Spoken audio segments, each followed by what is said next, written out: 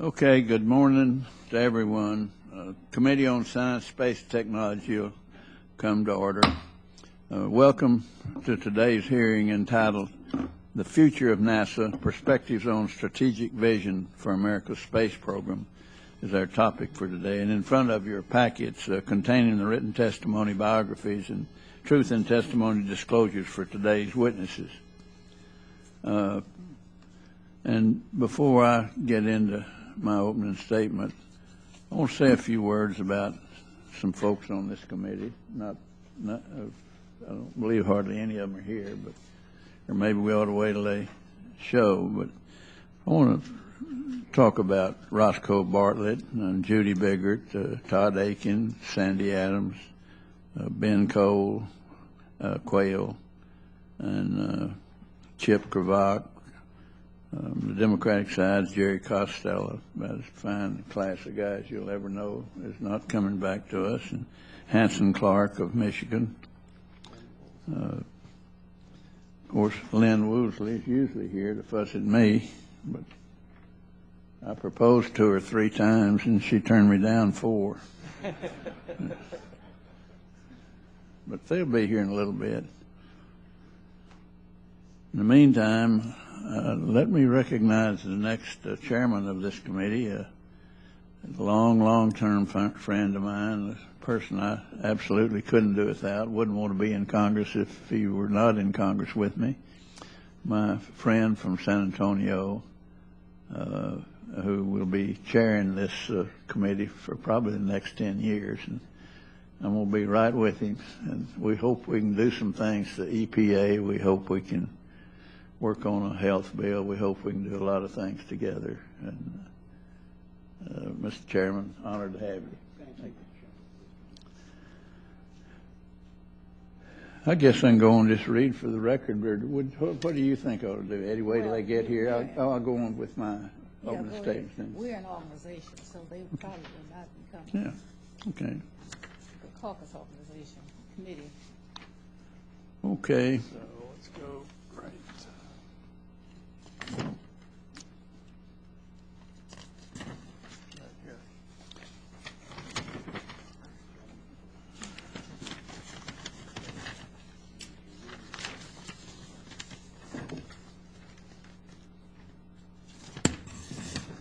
How long is this thing?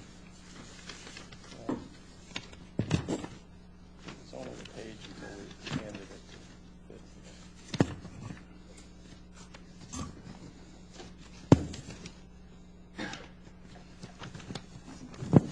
It's the first opening speech I've ever had. It's 1,020 pages.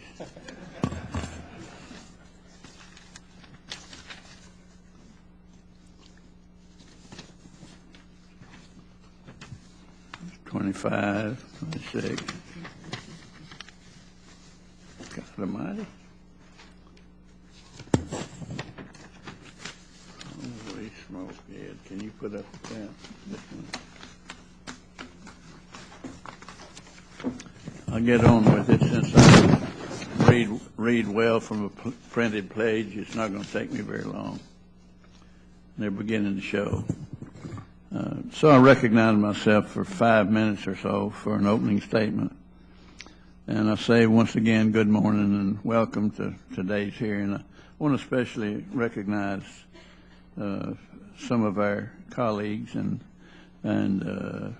our colleague and friend, Robert Walker, the former chairman of this committee for many years, and for agreeing to testify here today. Bob, it's good to see you, and I thank you and the other witnesses for being with us. And I recognize it takes a lot of time and effort goes into the preparation of hearing testimony, and I want all of you to know that your expert knowledge and your vast experience is very useful to the committee. Without you, we could not have a bill nor have a recommendation for the future. And as we consider legislation, we also thank you for taking the time to appear here today. There are a number of significant issues confronting NASA and its space program, a diminishing number of missions under development in the space science area, an aeronautics budget that can no longer support full-scale demonstration flights, and no clearly articulated vision for our human exploration program beyond the International Space Station. And that International Space Station, to me, is the number one. We've got to get there first and have some security there before we can even think about the other. We can think about it and maybe have some plans for it. But with regard to human space flight, during the national debate following the Columbia accident nearly 10 years ago, we emerged with guiding principles and goals that were overwhelmingly endorsed by both Republicans and Democrats in the House and Senate, resulting in the NASA Authorization Acts of 2005 and 2008. And even though the funding was often less than many of us recommended, there was a consensus on the overall strategic direction. That consensus was short-lived when the administration, with no notice, abruptly canceled Constellation via submission of the FY 2011 budget. The current agreement, if it can be called that, is not a consensus as much as it is a compromise. No one got everything they wanted, but the lack of a clear consensus, grounded in an agreement to national priorities, resulted in no effective way to prioritize the many competing demands. It's been clear over the last few budget cycles that there are fundamental disagreements. Constellation was an integrated development plan to first replace the space shuttle's access to the space station in low Earth orbit, and then evolve over there into the heavy lift rockets, allowing NASA to take longer strides and once again reach beyond low Earth to the moon and then on beyond. As Congress' insistence and the present compromise includes a heavy lift rocket development program, but in the general lack of consensus on goals and destination has sown the seeds for disappointment as three large development programs: the Space Launch System, the Orion Crew Capsule, and the Commercial Crew Program compete for the same diminishing resources in NASA's exploration systems budget. Since the Commercial Crew Program supports the ISS, perhaps it should more appropriately be funded by the space operations budget. The administration, Congress, and NASA should all look for ways to eliminate waste and duplication. We're in a very challenging budget environment, and that'll be with us for some time, for the next several years. Fiscal realities demand that NASA become more efficient and sized correctly to accomplish its goals. But consensus will have to be established among the agency's stakeholders to comply and also to clarify NASA's strategic vision, their goals, and their missions. The good work that NASA has done and that NASA can do in the future is so very important to me and to us, to everyone here in this room. I want to preserve our International Space Station, and it's a strategic goal to go beyond it. But it's not likely that with this Congress and this electorate that we can expect vast sums for the moon, Mars, or an asteroid. We can't go to Mars until our people can go to the grocery store. In other words, it's about the economy. The economy has to improve before NASA funding increases. I want us to work together to ensure that the American people get the kind of results that NASA is capable of producing and has demonstrated so often. We have a very distinguished panel of witnesses today, and I look forward to this hearing and should really spark much needed national dialogue about NASA's future. The group is uniquely qualified to start this very important discussion by sharing their own perspective about the strategic direction of America's space program. And that concludes my remarks. I now recognize Mrs. Johnson for her opening statement.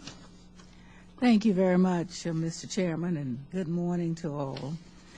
I want to particularly welcome our witnesses and a former chair that I previously served with, and I look forward to all of the testimony. At this time, the Democratic Caucus is having a organizational meeting that supposed to have started at 9, but because of the lateness of the ranking member meeting, it started a little bit late, so our members that are returning and concerned about what committees they're going to be on for the next time will probably not be here today. Today's hearing is an important one for the committee because NASA is a critical part of the nation's research and development enterprise, as well as being a source of inspiration for our young people and the worldwide symbol of American technological powers, leadership, and goodwill. We want NASA to succeed in its endeavors because its success benefits our nation in many, many ways. In establishing NASA through the Space Act of 1958, Congress directed the agency to contribute materially to the preservation of the role of the United States as a leader in the aeronautical and space science and technology, and in the application thereof to the conduct of peaceful activities within and outside the atmosphere. Successive NASA authorization acts over the years have stressed the need for a balanced program of science, aeronautics, technological research, and human space flight and exploration. The result has been that this balanced program has given advances that have enhanced knowledge, promoted innovation and economic vitality, inspired our youth, and deepened our understanding of the Earth and environment. However, in recent years, NASA's ability to carry out its mission has been eroded. In that regard, it's estimated that NASA's purchasing power has actually decreased by about 18% in the constant dollars from fiscal year 1992 to fiscal year 2012, in spite of the agency being given a number of major initiatives to carry out over that same period. In fact, last year's appropriated budget was about $1 billion less than fiscal year 2010. The cumulative impact of this budgetary instability has been felt by all of NASA's programs and its institutional infrastructure, a problem also highlighted by NASA's Inspector General in a recent report. And we will hear similar concerns raised by the National Research Council witness today as he discusses his panel's recently released report. Ironically, the issues considered by NRC panel are not new to this committee. We've heard them raised in one form or another in both this and previous Congresses. I hope that the findings of the NRC's panel assessment will encourage both the administration and the Congress to put NASA on a firmer footing and to recognize NASA for the national asset it is. While NASA's programs are funded as part of the federal domestic discretionary budget, we should not forget that those programs are long-term R&D undertakings, and they can't just be turned on and off whenever we have a short-term fiscal issue needing attention, not if we want them to be successful, and not if we want to maintain our commitment to the dedicated workforce that is trying to bring them to fruition. That is a challenge, and we are going to face in the coming months and years as we work to put the nation's financial house in order, because we forget at our peril the hard reality that investments in R&D and innovation, such as in programs and projects carried out by NASA, are just that, investments. Investments in our nation's future and in the future of our children. It may only be in retrospect that we will learn the true cost of walking away from investments in R&D agencies such as NASA. But I firmly believe that those costs will be high and long-lasting if we go down such a destructive path. I hope we don't do so, because other nations increasingly recognize the benefits that a strong and active space program can deliver, and as a result, we see them being willing to make the necessary investments to build their capabilities, even in their days of obscurity. Mr. Chairman, our leadership and preeminence in space and aeronautics are at stake. Our children's future jobs and long-term global competitiveness are at stake. Resting on our laurels from prior accomplishments is not an option, whether in science, aeronautics, or human exploration. That That is not to say that we shouldn't do all we can to encourage efficiencies in NASA's programs and infrastructure and eliminate waste wherever we find it. But all of those efficiencies will be naught if we do not also recognize that sustained investments in research, technology, and development must also be made if NASA is to succeed. Mr. Chairman, before I conclude my remarks, allowed me to take a moment to thank Mr. Costello and Ms. Woosley, Mr. Miller, and Mr. Clark for their service to our nation. Each of them will be departing the House of Representatives at the completion of the 112th Congress, and I want to wish them well. They have been thoughtful, hard-working members of our committee caucus, and I shall miss them. And with that, I yield back the balance of my time. Our gentlelady yields back. And if there are other members who wish to submit additional opening statements, your statements will be added to the record at this point. We have some of our departing members here, and I think it's time to say a few words about it before I start my opening statement and before we introduce the witnesses properly.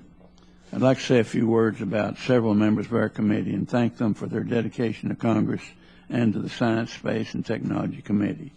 On the Republican side, Roscoe Bartlett, I don't know if Roscoe's here or not, but Roscoe, I've always enjoyed telling him he's too old to be here, but he always, his questions give me more information than the answers he listed, but he's a great member, and I'm both surprised and disappointed that he was defeated, and proud and pray for whoever's going to take his place that they can yield the service that old fellow yielded. And then, of course, Judy Biggert of Illinois had her national lab at Oregon, outstanding member. We were conferees on the National Defense Act. I found Judy on the right side of everything, and really, really going to miss her.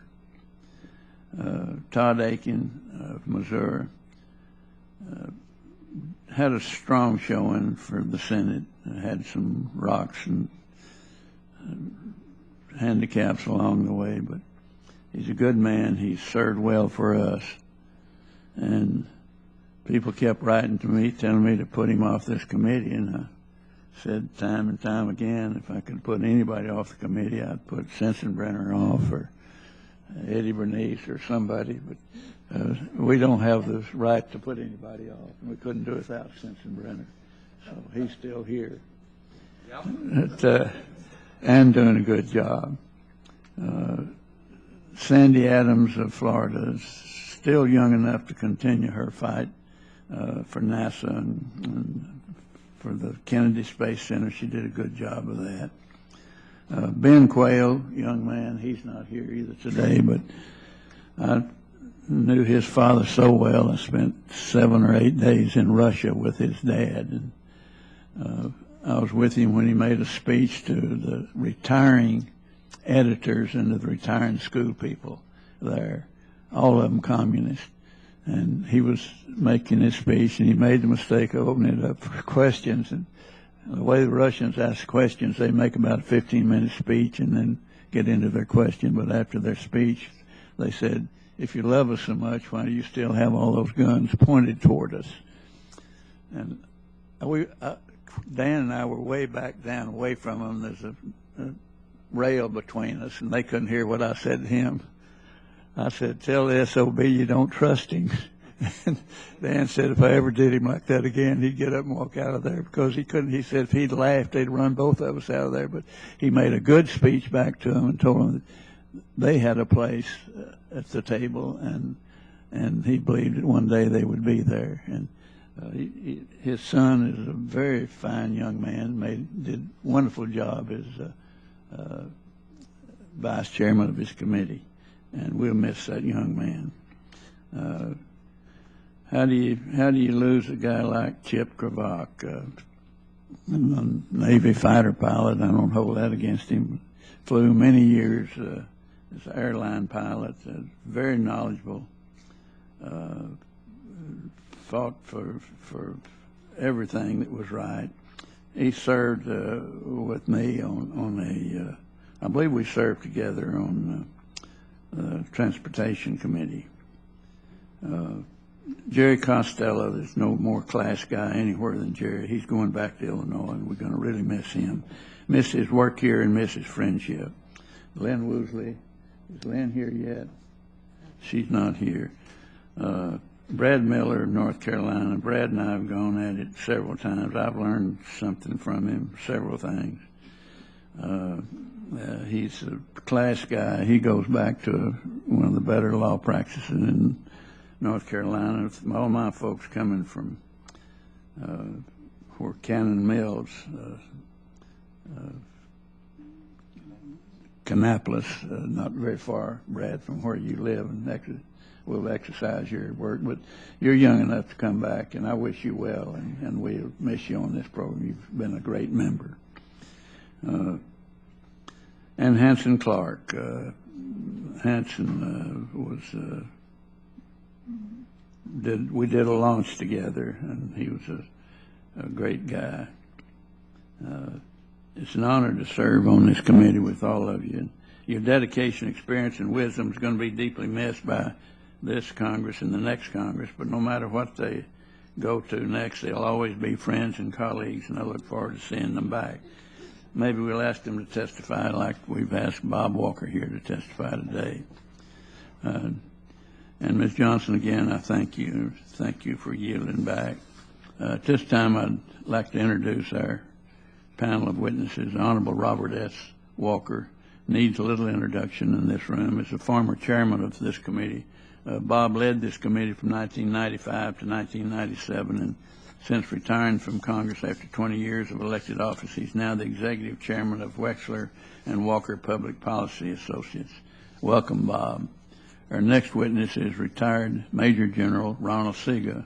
General Sega is here today in his capacity as a co-chair of the National Research Council Committee on NASA's Strategic Direction.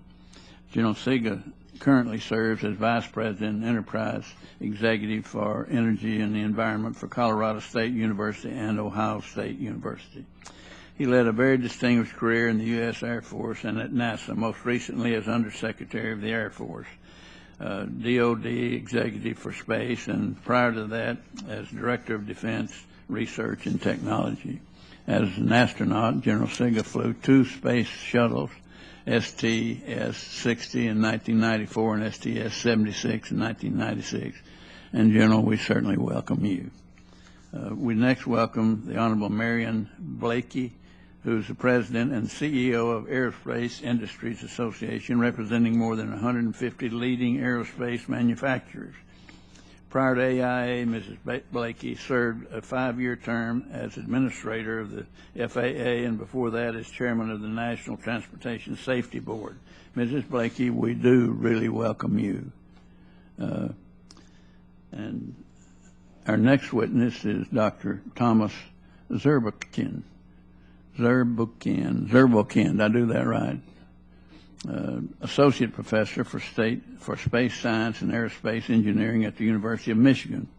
He's a specialist in robotic exploration in space and team leader for the development of the fast imaging plasma spectrometer on the Messenger spacecraft in orbit around the planet Mercury. And we certainly welcome you. And our next witness, Dr. Scott Page, is the director of the Space Policy Institute and a professor in the practice of international affairs at George Washington University's Elliott School of International Affairs.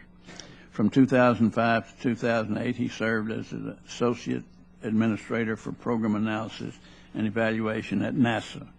Prior to that, he was assistant director for space and aeronautics in the White House Office of Science and Technology Policy. Dr. Page, we welcome you as well.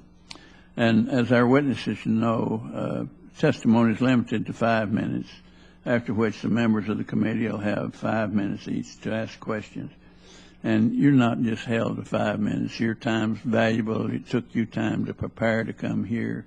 It took you years to get prepared to be asked to come here, and you're here. And your time's very, very important. We won't hold you to the 5 minute time. Just do your best. Our committee protocol dictates that we recognize a former science Chairman Bob Walker as our first witness, but we've talked and discussed, and I know from reading the testimony that he refers to many of the details in the NRC report. With his indulgence and with our discussion and his suggestion, I think it'd be useful to hear General Sega describe the NRC's findings and then turn to Chairman Walker and the other witnesses for their testimony. Do I hear objection? The chair hears none. General Sega, the committee now recognizes you for 5 minutes to present your testimony. Mr. Chairman, Ranking Member Johnson, members of the committee, colleagues, I am Ron Sega, Vice Chair of the National Research Council's Committee on NASA's Strategic Direction. On behalf of Al Carnicel, Chair of the committee, and our 12 members, it is my pleasure to come before you today to speak to you about the work of our committee. Our committee was charged with considering the strategic direction of the agency as set forth most recently in the 2011 NASA Strategic Plan and other relevant statements of space policy issued by the President of the United States. We were also charged with considering the goals of the agency as set forth in the 1958 National Aeronautics and Space Act, as well as recent legislation, and with assessing the relevance of NASA's goals to national priorities. Finally, we were charged with recommending how NASA could establish and effectively communicate a common, unifying vision for NASA's strategic direction that encompasses NASA's varied missions. Our committee was not charged with establishing strategic goals for NASA, and we did not do so. Our committee consists of members from industry and academia, former NASA aerospace officials, and former analysts and experts from both the executive and legislative branches. We met 5 times throughout 2012. The committee received input from nearly 800 members of the public through a web-based questionnaire. And small groups of committee members visited each of the 9 NASA field centers and the Jet Propulsion Laboratory. The resulting report, entitled NASA's Strategic Direction and the Need for National Consensus, is a consensus report by the committee. As I am sure you're aware, NASA has been tugged in multiple directions for the past several years. Despite a turbulent policy environment, the agency has made many astonishing accomplishments. There remains, however, a lack of consensus on the agency's future direction among the United States political leadership. Without such a consensus, the agency cannot be expected to develop or work effectively toward long-term priorities. In addition, there is a mismatch between the portfolio of programs assigned to the agency and the budget allocated by Congress. What we found during the course of our deliberations was rather obvious. Although NASA develops a strategic plan on a regular basis, the agency itself does not establish its strategic goals.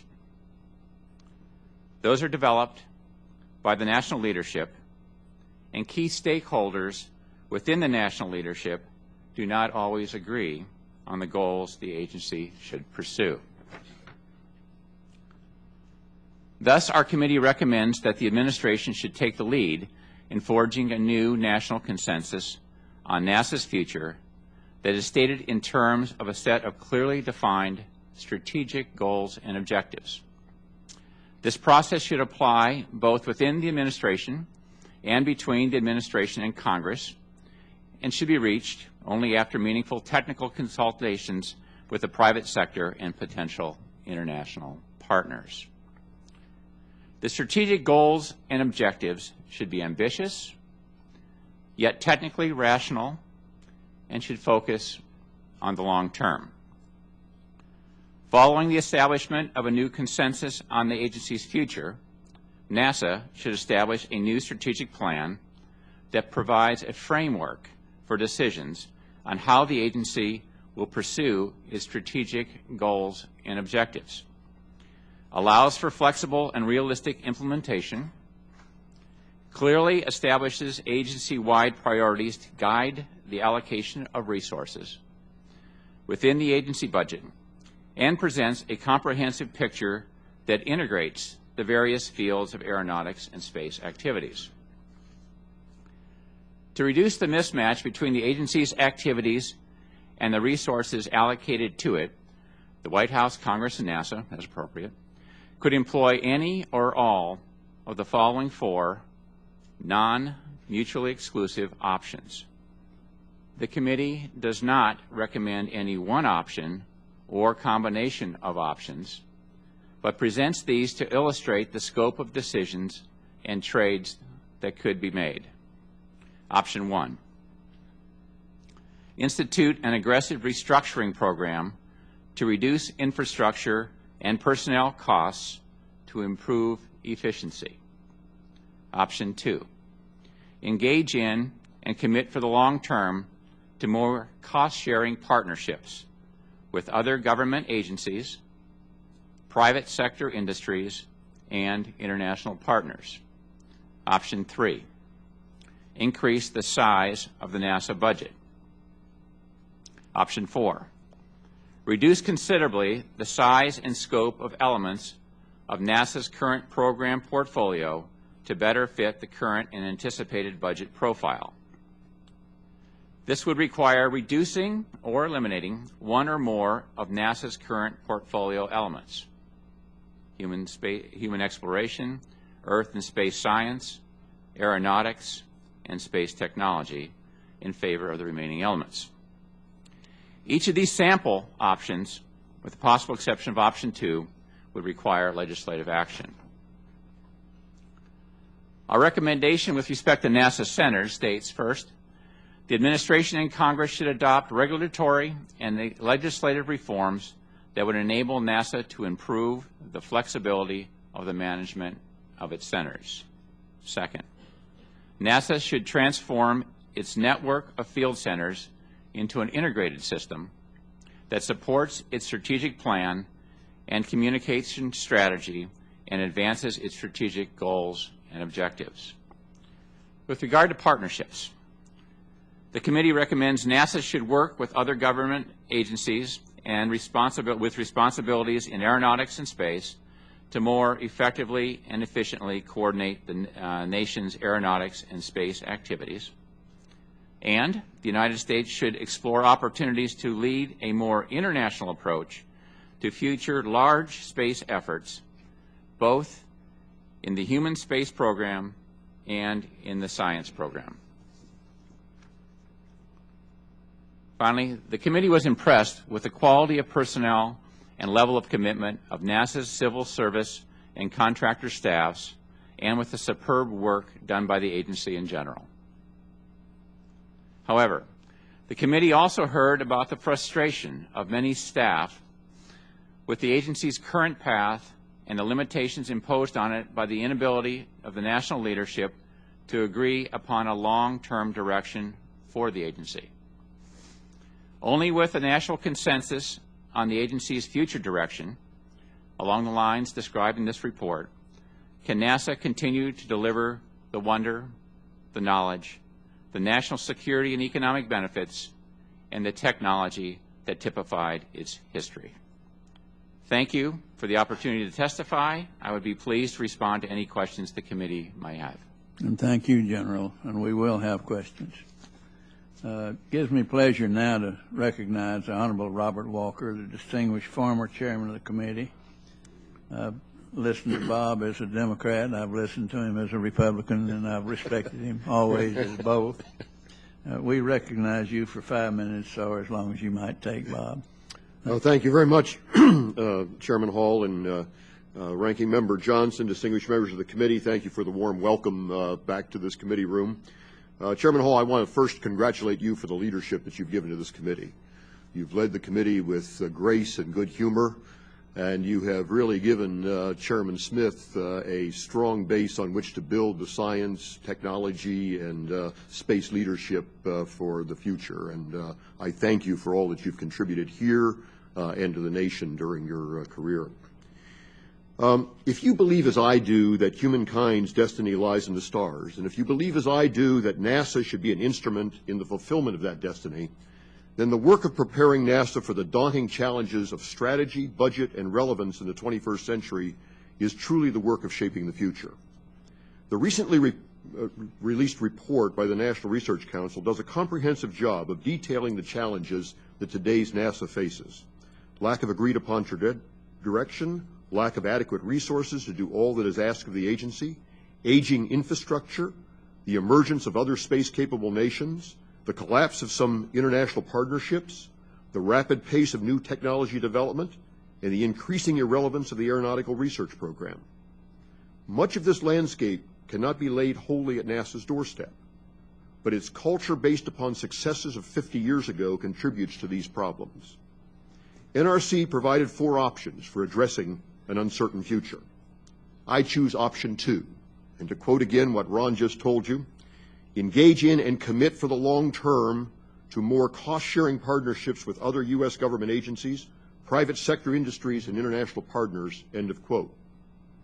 Within that option, I will emphasize the public-private partnerships because I believe them to be the best way to obtain the resources so vitally needed to make NASA's missions achievable. I say that mindful of the fact that one of the most important cost-saving measures that could be implemented in our space program would be to use the totality of U.S. assets for U.S. purposes. It makes no sense for NASA to spend billions on development of technology which is already available or under development by other sectors of the government or private industry. Some available technology may have to be modified to meet specific NASA objectives, but the bulk of the costs can be shared. NASA's basic role must be to do projects that push the envelope of what we know. High risk will lead to new technologies. That combination of risk and reward will underpin the next generation of space knowledge and products. Space and technology leadership requires a much broader view of the space community than has been traditional. If NASA is to have the resources it needs to maintain a preeminent world role, it must expand its funding base by reaching beyond a narrow aerospace focus and beyond the authorization and appropriation process on Capitol Hill. I say that latter point with all due respect, but the reality is that no federal budget in the foreseeable future is going to provide NASA with the money it needs to do everything we want it to do. NASA must see entrepreneurship and enablement as key components of its science, technology, and exploration programs. NASA can extend its reach and find new financial resources by opening its doors wide to collaborative programs that allow any and all American space entrepreneurs willing to pay for it access to NASA expertise. There are some positive signs that NASA sees merit in this approach. The commercial cargo and crew programs are encouraging. The use of NASA infrastructure by private sector participants is welcome. But Congress needs to expand the authority to move even more aggressively in this new direction. Too often, the steps taken thus far have been grudging because they really do represent a significant cultural shift. But that shift has been endorsed by several recent commissions that looked at NASA's future and became concerned. The commission I chaired in 2002, one chaired by Pete Aldridge in 2004, and one that Norm Augustine chaired in 2009, all reached the conclusion that commercial activity in the form of public-private partnerships is a key to space leadership. The Aldridge Commission in particular called for broadening the space-related community and restructuring NASA to interact with that community. In turn, it was believed that NASA could benefit directly from the expanded community as it attracted outside investment in its activities and used its people and facilities to enable progress on many space fronts. A larger network of people and industries with a direct tie to NASA has to be a part of its strategic plan. It begins with buying available services from non-traditional sources. It evolves to a NASA prepared to see multiple non-traditional opportunities for new funding for its programs and activities. We already know there's interest. New companies have been created to provide services to NASA and to pursue business beyond NASA. Those companies should not be seen as rivals or detriments to NASA. They are instead the outgrowth of past NASA successes, prepared to learn from what NASA has achieved and poised to grow the U.S. presence in the world space enterprise. Moreover, thinking in non-traditional entrepreneurial ways potentially can access tens of millions, perhaps hundreds of millions of dollars of private investment in NASA activities. If NASA programs and centers were restructured to take advantage of a flow of private capital, there is no end to potential collaborations.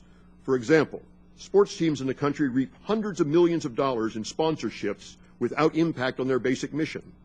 Would anything in science, aeronautics, or exploration missions be harmed if the names were attached to particular projects and they were sponsored?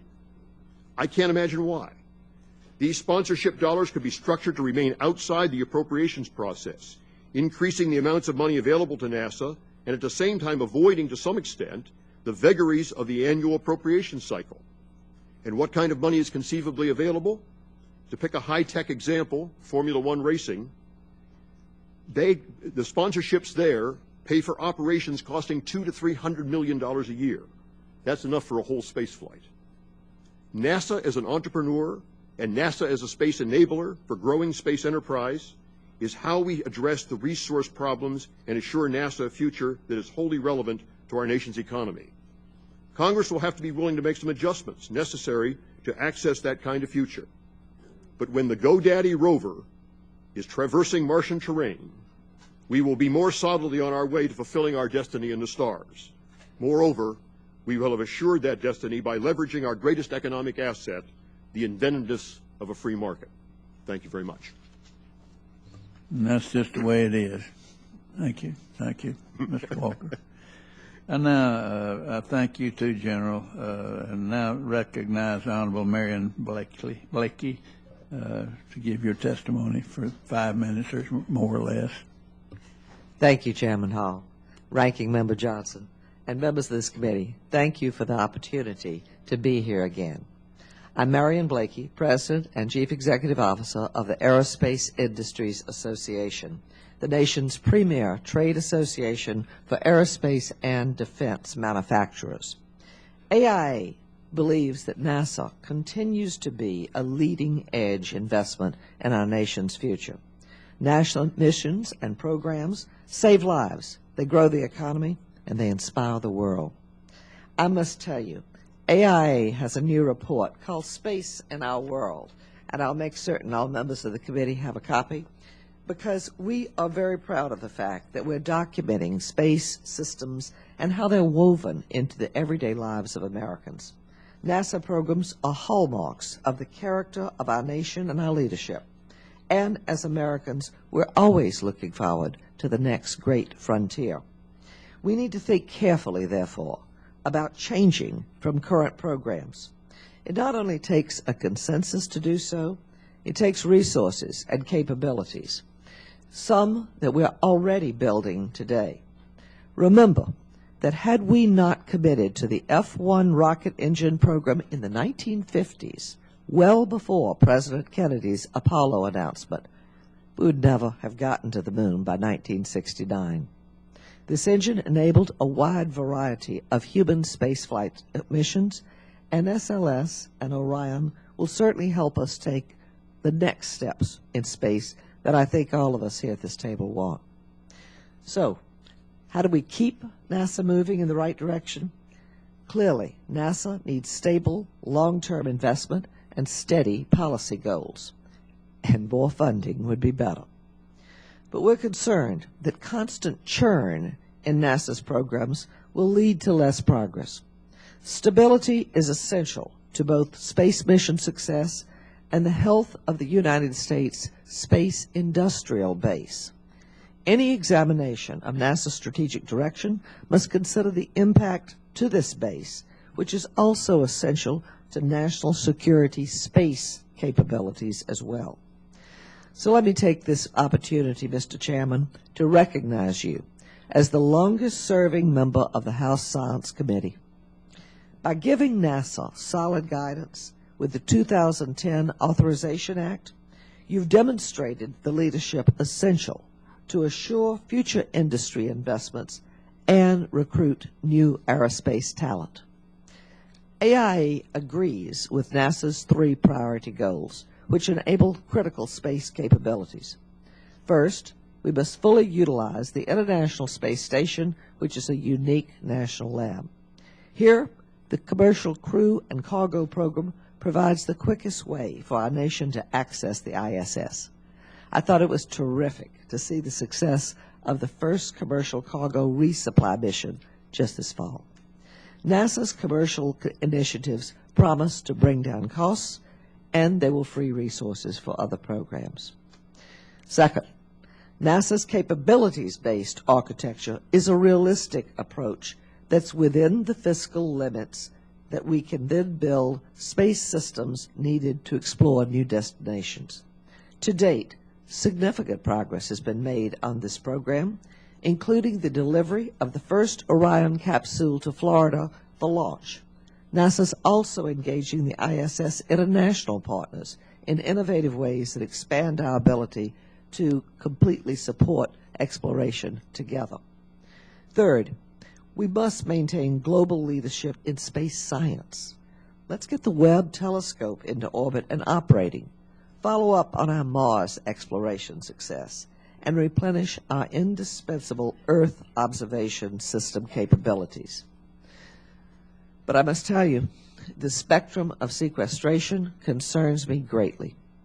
Not only would it lead to program delays that would prove more costly in the long term, but it would also have the immediate impact of putting more than 20,000 NASA contractor jobs at risk. That's the conclusion, and this is very new, of George Mason University economist Stephen Fuller in an AIA commissioned study that we're releasing today. And again, I'll make certain that all members of this committee have this brand new study, because the report highlights the impact of NASA procurement spending reductions in 11 key states.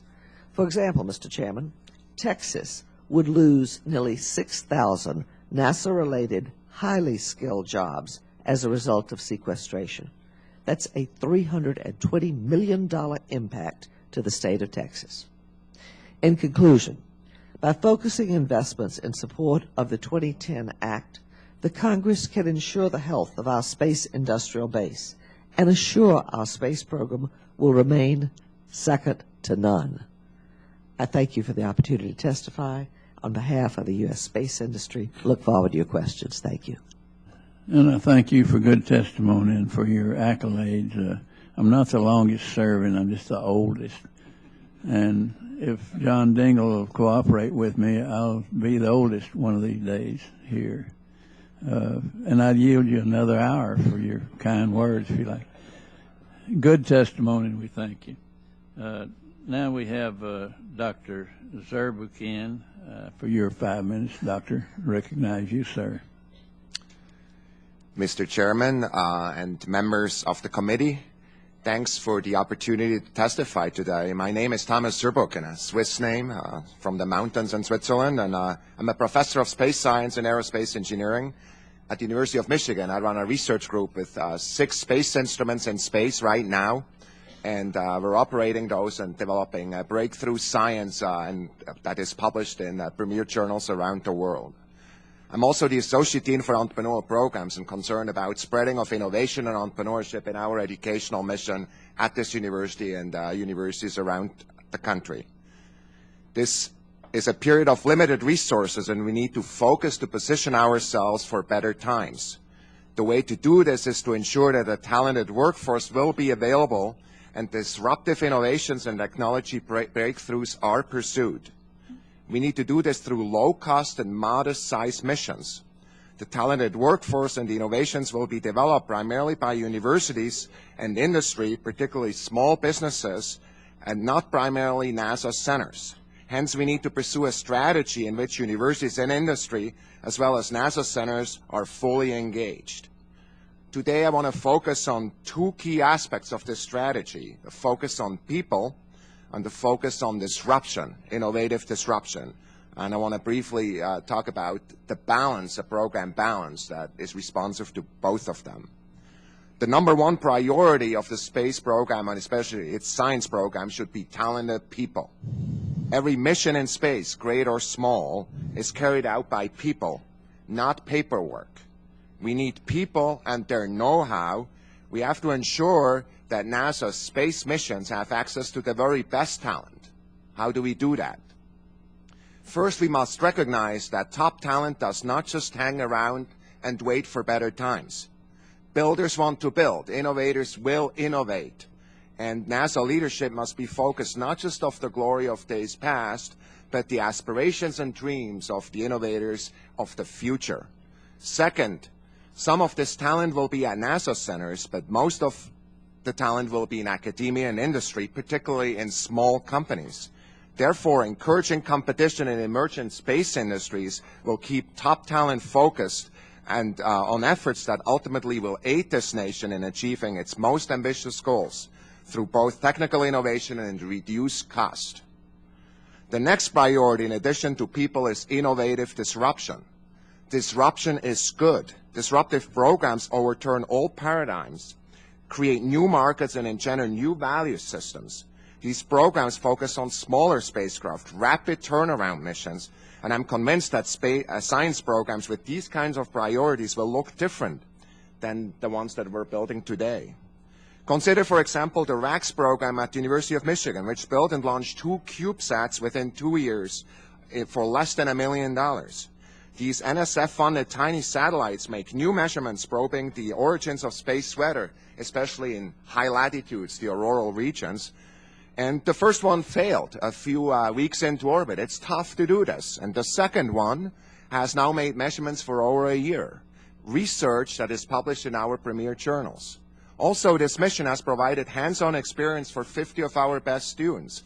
Many of these leaders work at SpaceX and some of the new space companies, in fact, being leaders of certain domain expertise there already, really shortly after graduating, and some of them work at NASA, JPL, and other NASA centers. They got experiences most students in the U.S. did not. RAX is all about innovative disruption, training of the world's best talent, and for our space program. So how do we build a program that is responsive to these kind of constraints? And I do believe that a program like this requires small and responsive missions and projects from suborbital to large strategic missions. It's a big priority, particularly to invest in modest size and principal investigator-led missions, such as discovery or new frontiers or venture class missions, depending on the respective community. These missions have provided the best value for the money invested. That's the type of program where the research resulting in NASA's first Nobel Prize was conducted, and it's the type of program that built the spacecraft currently orbiting planet Mercury, and one of my sensors is on there. Consider, for example, the University of Michigan Cygnus mission that was recently selected, that's focused to eliminate one of the biggest uncertainties in predictions of big storms, such as hurricanes and some of the storms that bring tremendous amounts of rain here sometimes. The uncertainty that relates to the strength of these storms. The science payload is approximately 100 times smaller in mass, in price, and in power than conventional satellite wind measuring instruments, which enables an entire constellation of these sensors to be flown at lower cost. So the use of this constellation reduces the revisit time and therefore the time resolution of the most pivotal measurements of these winds from days to hours, which is needed to observe the inner core processes of these storms. So these short-term priorities, however, must be balanced and aligned with big bets and big thinking worthy of NASA. NASA science should stretch our imagination, stimulate our thinking, and demonstrate leadership worldwide. We must remember that the work that we do is not purely scientific, technological or economic or military-based. The prime discoveries that further our understanding of the cosmos have fueled and inspired the human imagination across all cultures and all times, and I believe will do so in the future. Thank you so much. Well, thank you, Dr. Zurbuchen. Good advice and well presented, and thank you, sir. This time, recognize Dr. Pace for your 5 minutes. Thank you, Mr. Chairman and Ranking Member, for this opportunity to discuss the important topic of NASA's strategic direction.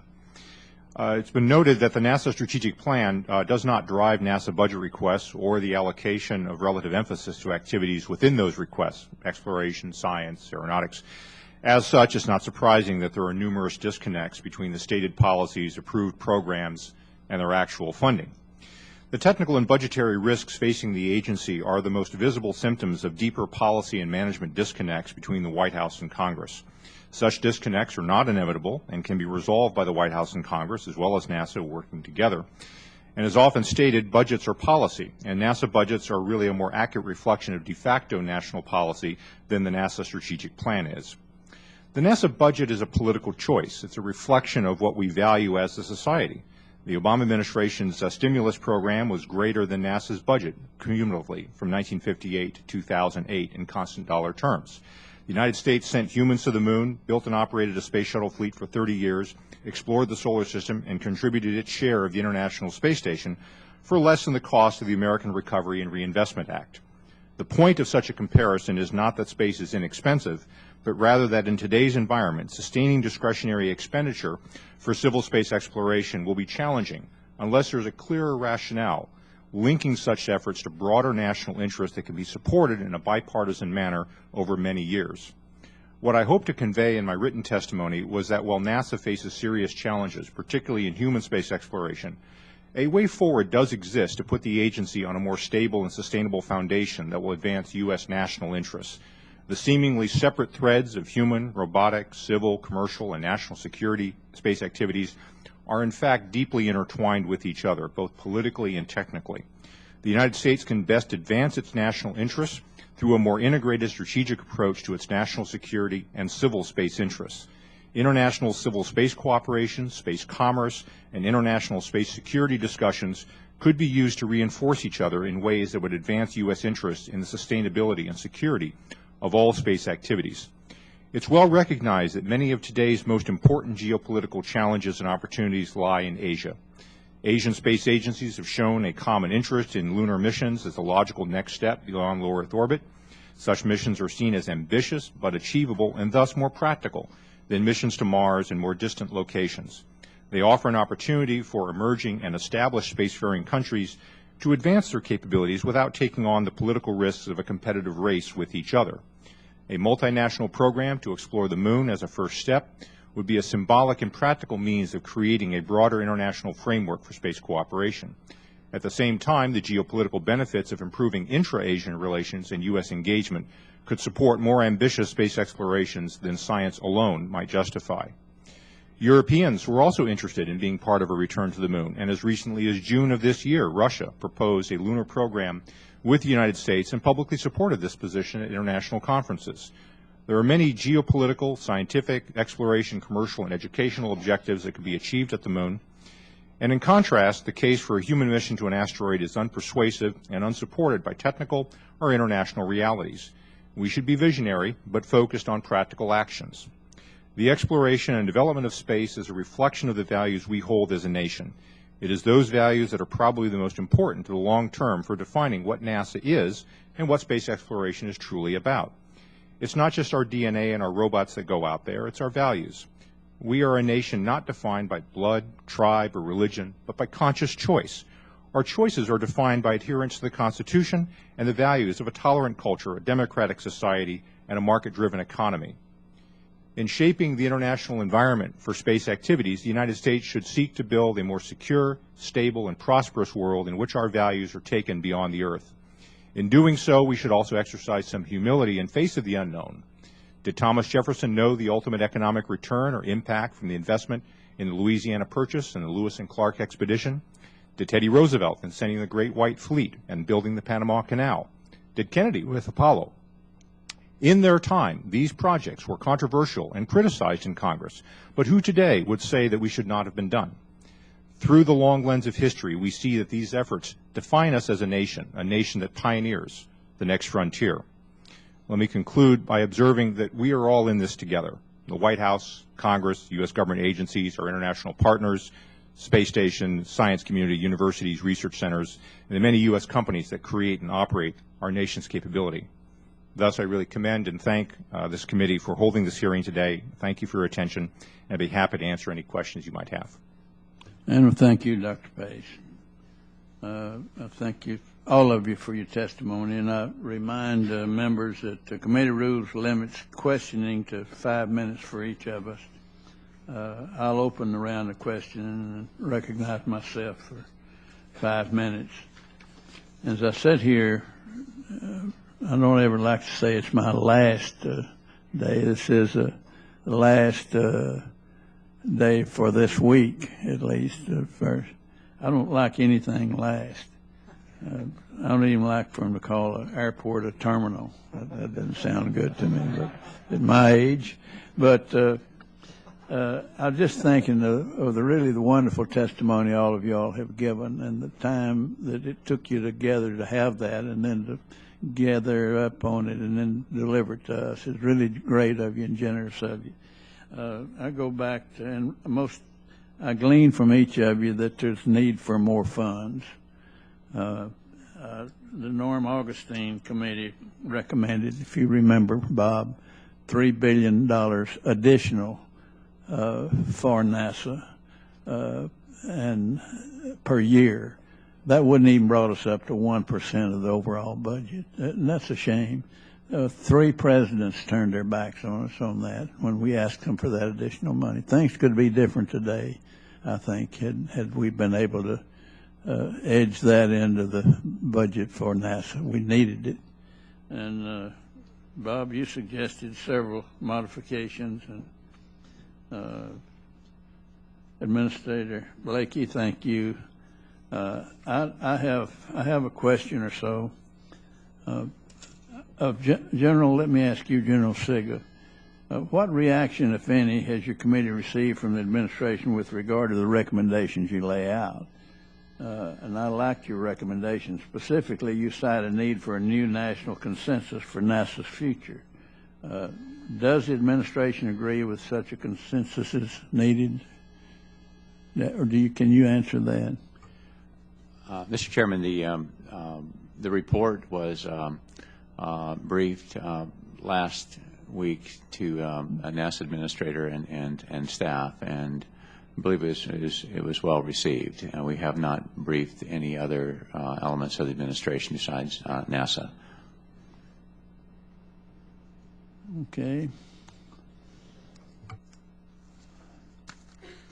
Let me ask Dr. Pace. Excuse me, I stand corrected there. We also briefed Dr. Holdren at OSTP. Okay. And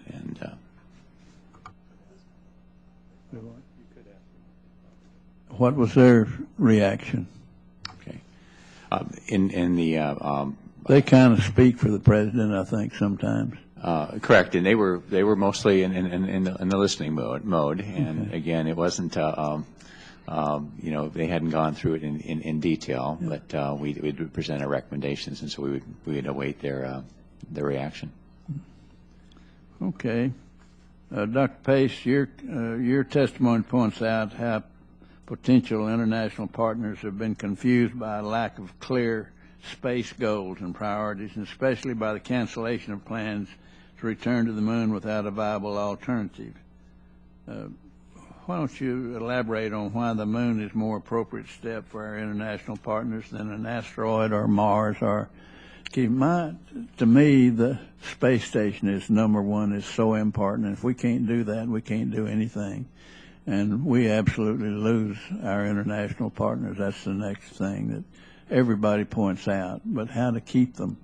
We need more money, and I think it's too late to ask for that additional billion, or that would help us.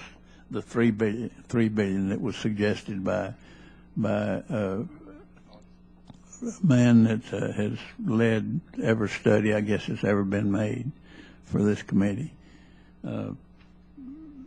Does the administration, you will know whether or not the consensus is needed. Does NASA believe that a consensus is needed? That's the old question. NASA? Yeah, I understand that one. Sir, would you like me to answer the international question or the NASA question? The NASA question. Well, I think that not being with NASA, of course, today, as I look at NASA from the outside, I think that they, in fact, do feel frustrated by the disconnects between the White House and Congress. They, of course, would like to have some clearer direction and support. But I think that if you ask them as representatives of the administration, I think they would say, well, we have a direction, we have a policy. and we're trying to execute that policy as best we know how.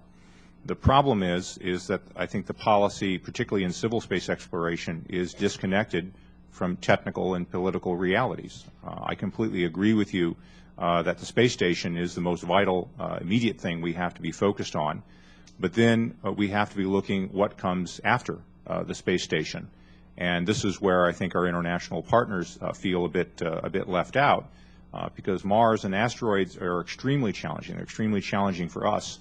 And as a result, when they look at themselves and they look at their own agencies, they don't see a way for meaningful international cooperation with us on those programs, certainly in the manned side of things. And therefore, they are left really without a way forward to work with us. And I think that hurts us, because the consensus, I think, in the U.S. community is that international cooperation is essential to any explorations beyond low Earth orbit. Nobody thinks we're going to repeat the Apollo program going there by ourselves. And so it makes sense to ask, what can our international partners do? What are they capable of doing? And we really haven't provided a hook for our partners in the current policy. That leads to the disconnect with larger geopolitical interests, which then leads to the sense of drift that I think NASA feels. We know we can go to the moon.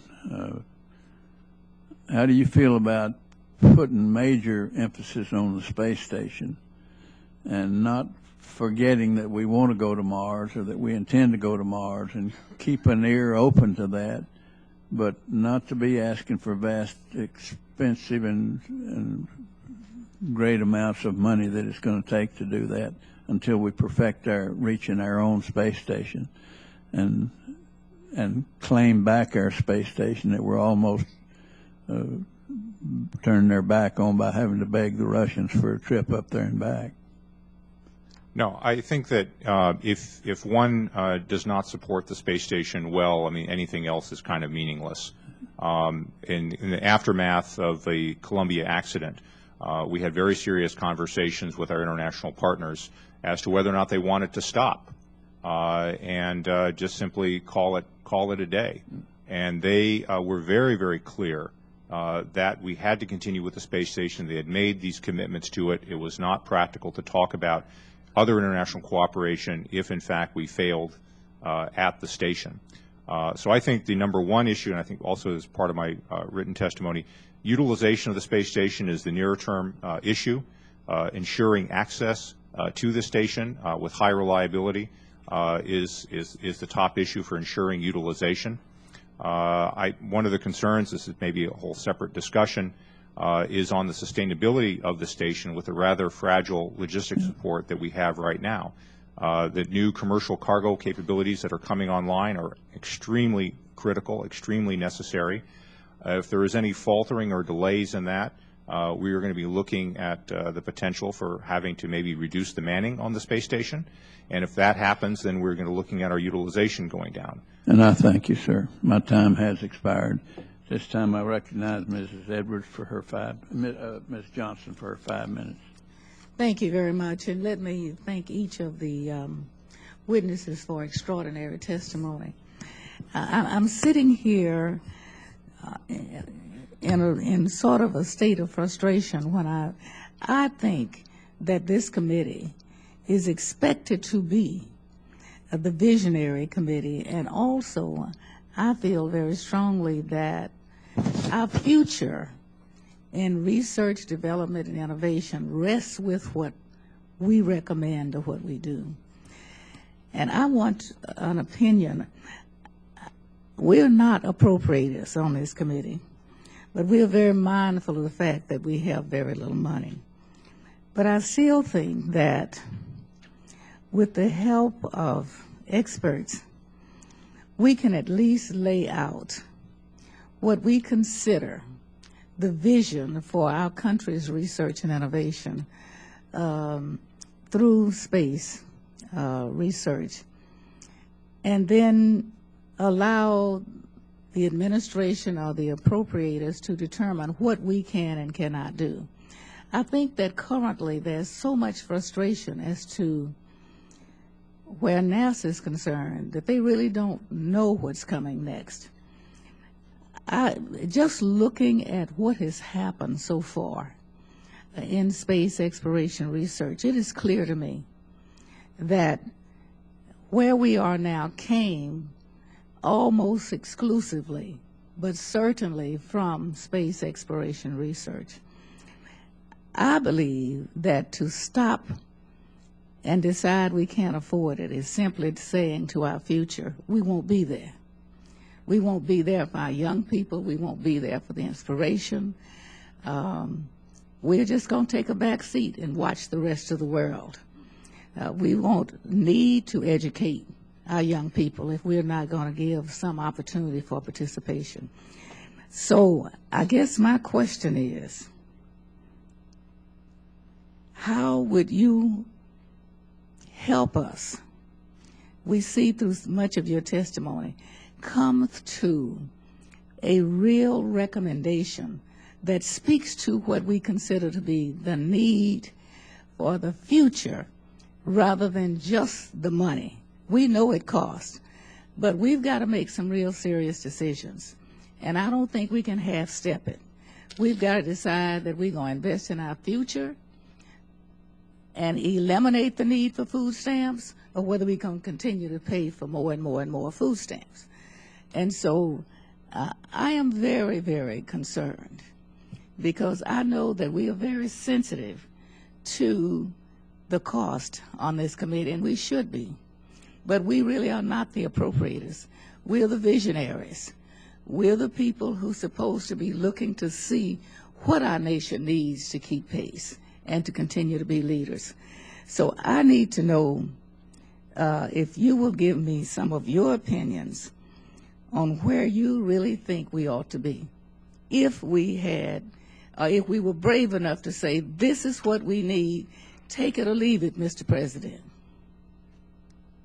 Anybody? Mr. Walker, why don't you start? Well, I agree with absolutely with your premise, and I think that the role that the government has to play in NASA is to assure that its missions are future-oriented. And I think we've spent an awful lot of money in recent years on essentially operational issues and so on. What this committee could do is give us a sense of direction. I mean, do we go back to Mars? Do we do some of these kinds of things? But in order to do that, then you have to commit yourself to some high-risk technologies. Because in my view, it's extremely important that you, for instance, reduce the time that it takes to go to Mars if you're going to do it. The only way it's politically viable is if you can go there in weeks rather than years. The fact is we could develop technologies along those lines, but it's going to take the committee's decision in your authorization process to give NASA those kinds of instructions to move it forward. And what I was suggesting in my testimony is that then there are ways to reach out for some of the other things that you're doing for money. Since I left Congress, I've been involved with an FFRDC. You'll notice that in the Aldrich Commission report, they recommended that at least some of the NASA centers move to that kind of model. Why? Well, because at that point you can have both a government funding stream going into the operation, as well as outside money coming in to the operation to do other things. And that allows you then to have some streams of money that do not necessarily depend upon the appropriations process. I don't know if that's exactly the right model for NASA, but it seems to me that this committee working could come up with something along those lines. That allows you then to look forward as well as to find the resources necessary, not wholly government resources. And that's what I'm trying to suggest in the testimony. I think that's possible. I've worked with a number of these startup companies that are looking to do really exciting things. They would love to have NASA as a partner. And you have got to figure out a way to find the ways for NASA to be able to do that partnership on a very, very routine basis. Thank you. I know my time has expired, but yours have not, so I will relent and let them answer.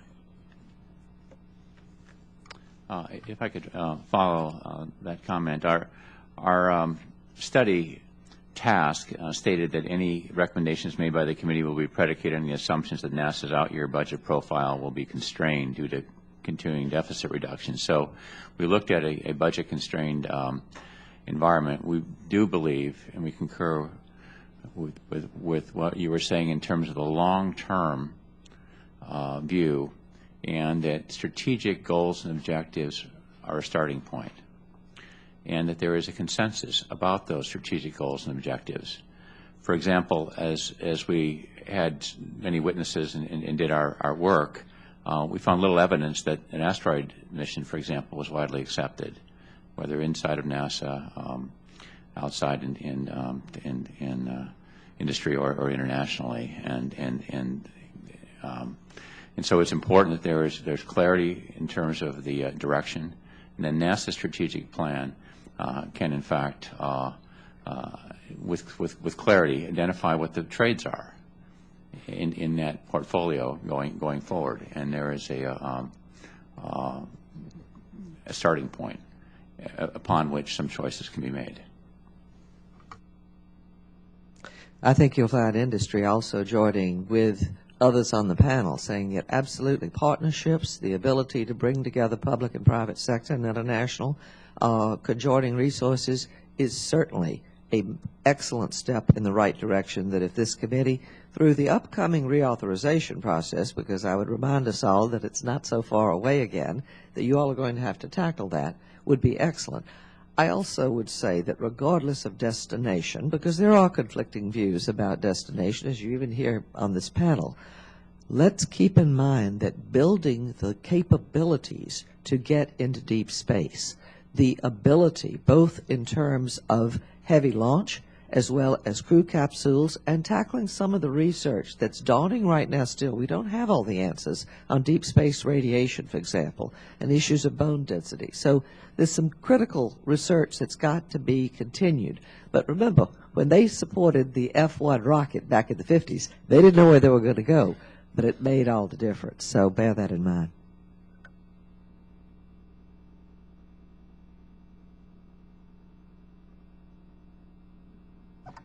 Well, actually, I was motioning to my colleague to the right because I thought that he put his finger on it in terms of the people.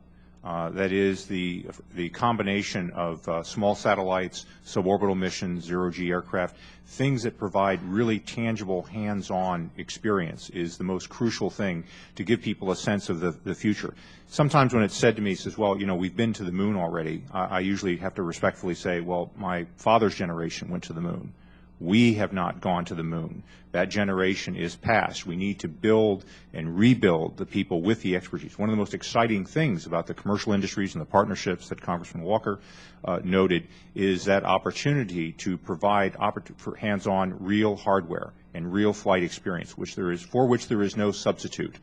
And so I think the building of capabilities, whatever destinations we want to go for, obviously I'm a partisan of a particular approach. None of that is possible without hands-on expertise, and I thought my colleague really nailed that one. The gentlelady yields back her time, and I think that was a very good question that you asked, and I'm sorry that question wasn't put to the President of the United States before he ran a line through Constellation, or if he hadn't talked to Bob Walker, or to General Sega, some of you who know much about what's going on, or Norm Augustine, for one, who always said what we needed, but we needed the funds for it, and the funds we needed and were requested were turned down. So we go from that. This time I recognize Mr. Sensenbrenner for 5 minutes. Thank you, Mr. Chairman. NASA was created in the 50s in reaction to the Soviet Union launching Sputnik 1, which ignited a space race. Beginning with the Mercury program, NASA's focus on putting humans into space served as its most high-profile and arguably the most exciting facet of the agency.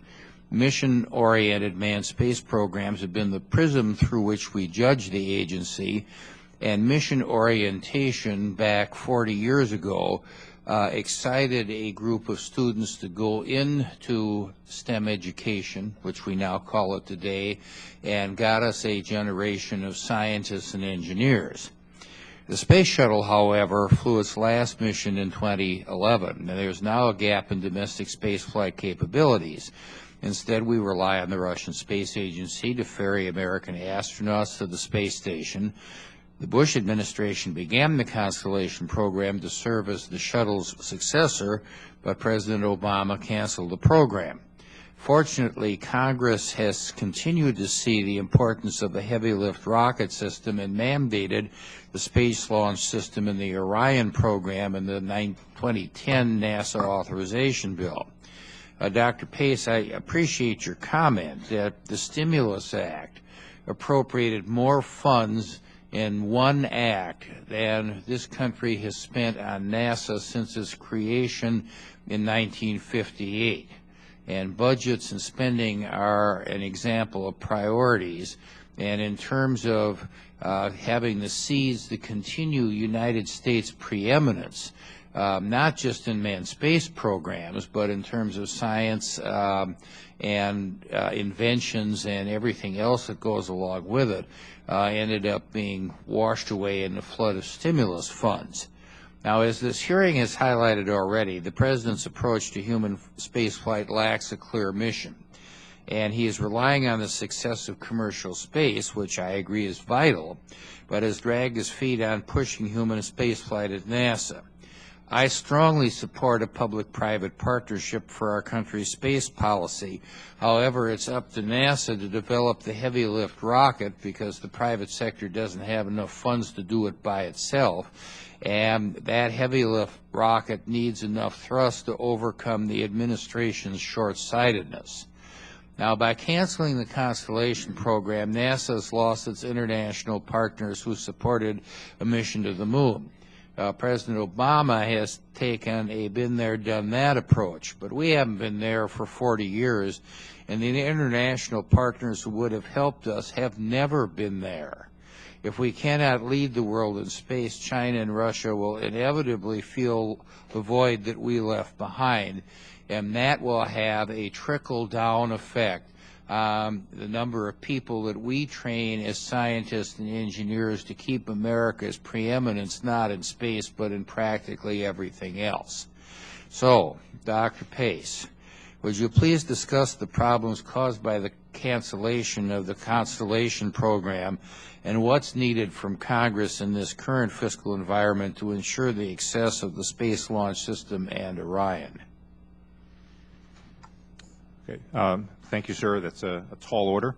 I think one of the crucial things that the Constellation program was supposed to do was to provide a smooth transition for the workforce and for the capabilities the nation had off of the shuttle program to whatever came next. And we've lost that now. And we've lost that. And the deep integration between low Earth orbit and farther destinations that was hoped for, I think, is also gone. So I would first say that 2012 is not 2008. We're in a different and new situation today, and we have to look at going forward.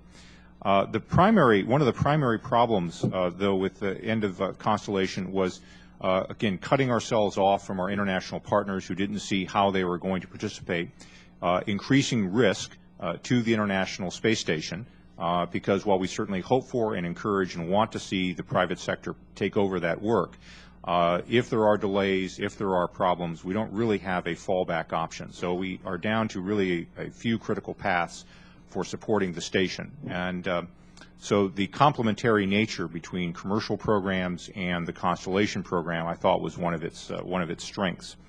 The lack of a clear rationale for human exploration beyond the International Space Station is another serious problem. The administration's approach of being capability driven, while it has a certain logic to it, it also has a lot of vulnerabilities. And historically, I think that a more strictly geopolitical approach, such as I've talked about a post-Cold War approach for leading international cooperation, would in fact be a better approach for the United States. There are some others that one could take, but simply talking about capabilities absent a strategic rationale that's integrated with other U.S. national interests, I think is a very, very fraught path, as we're seeing today. Thank you. My time has expired. Chair now recognizes a gentleman from Minnesota, Michigan, Mr. Clark. Thank you, Mr. Chair. Funding for NASA is very important for many reasons, but especially investment in NASA creates jobs. If we want to increase funding to NASA, we've got to speed up our nation's economic recovery, and I have a couple of bills that I believe provide a very cost-effective way to strengthen our economic competitiveness, and that would be to invest in the city that symbolizes both U.S. manufacturing and has the assets to help make our country's economic capability stronger, and that is the city of Detroit. The city of Detroit is currently in fiscal constraints. It's facing its own fiscal cliff. I will be soon introducing a bill that will allow the city to refinance its considerable debt at a lower interest rate, saving money and likely stabilizing that city's financial situation. Furthermore, I'm proposing to eliminate capital gains tax on income on investment made in that city as a way to spur investment. Saying that, in the city of Detroit, we have an extraordinarily high number of people who have lost hope because they're not working. Yet, throughout the metropolitan Detroit region, we have many employers who have thousands of jobs that are going unfilled because they can't find people skilled and qualified to be hired into those jobs. We have a skills gap in metropolitan Detroit as well as in this country. Dr. Zurbuchen from University of Michigan, I know that you understand these economic challenges that we're facing in southeastern Michigan. How do you believe that investing in NASA innovation could help us close that skills gap? Thanks so much for this question, Congressman. I'm the first university graduate in my family. The only reason I studied science, which is what I did, and the only reason I came to this country is because of the investment this committee or committees ahead of it have made decades ago, and because of the inspiration that came from the space program. I believe that that power of inspiration in investments that come from this has a tremendous effect on the youth, on the young high school student who is making decisions for her career and the future that she has in front of her, seeing that it is possible to make these dreams a reality. So I do believe the inspiration aspect of NASA is a really important part and remains a very powerful force that this committee should consider.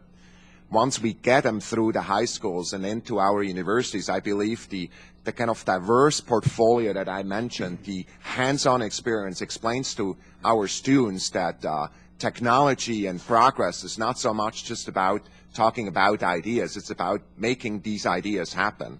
And you should be interested in knowing that, for example, at the University of Michigan with this last year, something like 5,000 engaged students in entrepreneurial activities, aerospace is the third most represented theme, following only biomedical and kind of computer science, the ones you would have guessed perhaps initially. Aerospace is hugely represented because of the reasons that Congressman Walker and others have mentioned, the tremendous power of the ability of actually putting these companies out there trying to really have new approaches or landing that rover on Mars. Some of my students were engaged in that. So I believe the hands-on experience that comes from these funded programs from NASA are a second aspect, and that a very important solution that you're mentioning. The jobs are coming. We have startups in aerospace. Some of these really surprising kind of changes from technology that was developed under NASA auspices, for example, technology that are now investigating under cities' sewer systems using robotics technology that was developed in NASA. General Motors, a company that you're very much aware of, having tremendous autonomy lessons learned in collaboration with NASA through these public-private partnerships that led to the robot on the space station. So I believe that there's multi-pronged aspects that will lead directly to the bottom, not just to the bottom line, to the top line, to what our economy does and what the jobs are that are being created, both in Michigan but all over the country. Thank you, Doctor. Mr. Chair, do I have time for another question? I beg your pardon? I yield back my time. The gentleman yields back his time. Chair now recognizes Chairman Smith for 5 minutes. Thank you, Mr. Chairman. General Sega, let me address my first question to you. Your report showed that there is not much support in the scientific and space community for a mission to a near-Earth asteroid in 2025. Is such a mission absolutely necessary to help us get to Mars, or are there alternatives? And are there alternative missions as well that could replace that mission to the asteroid?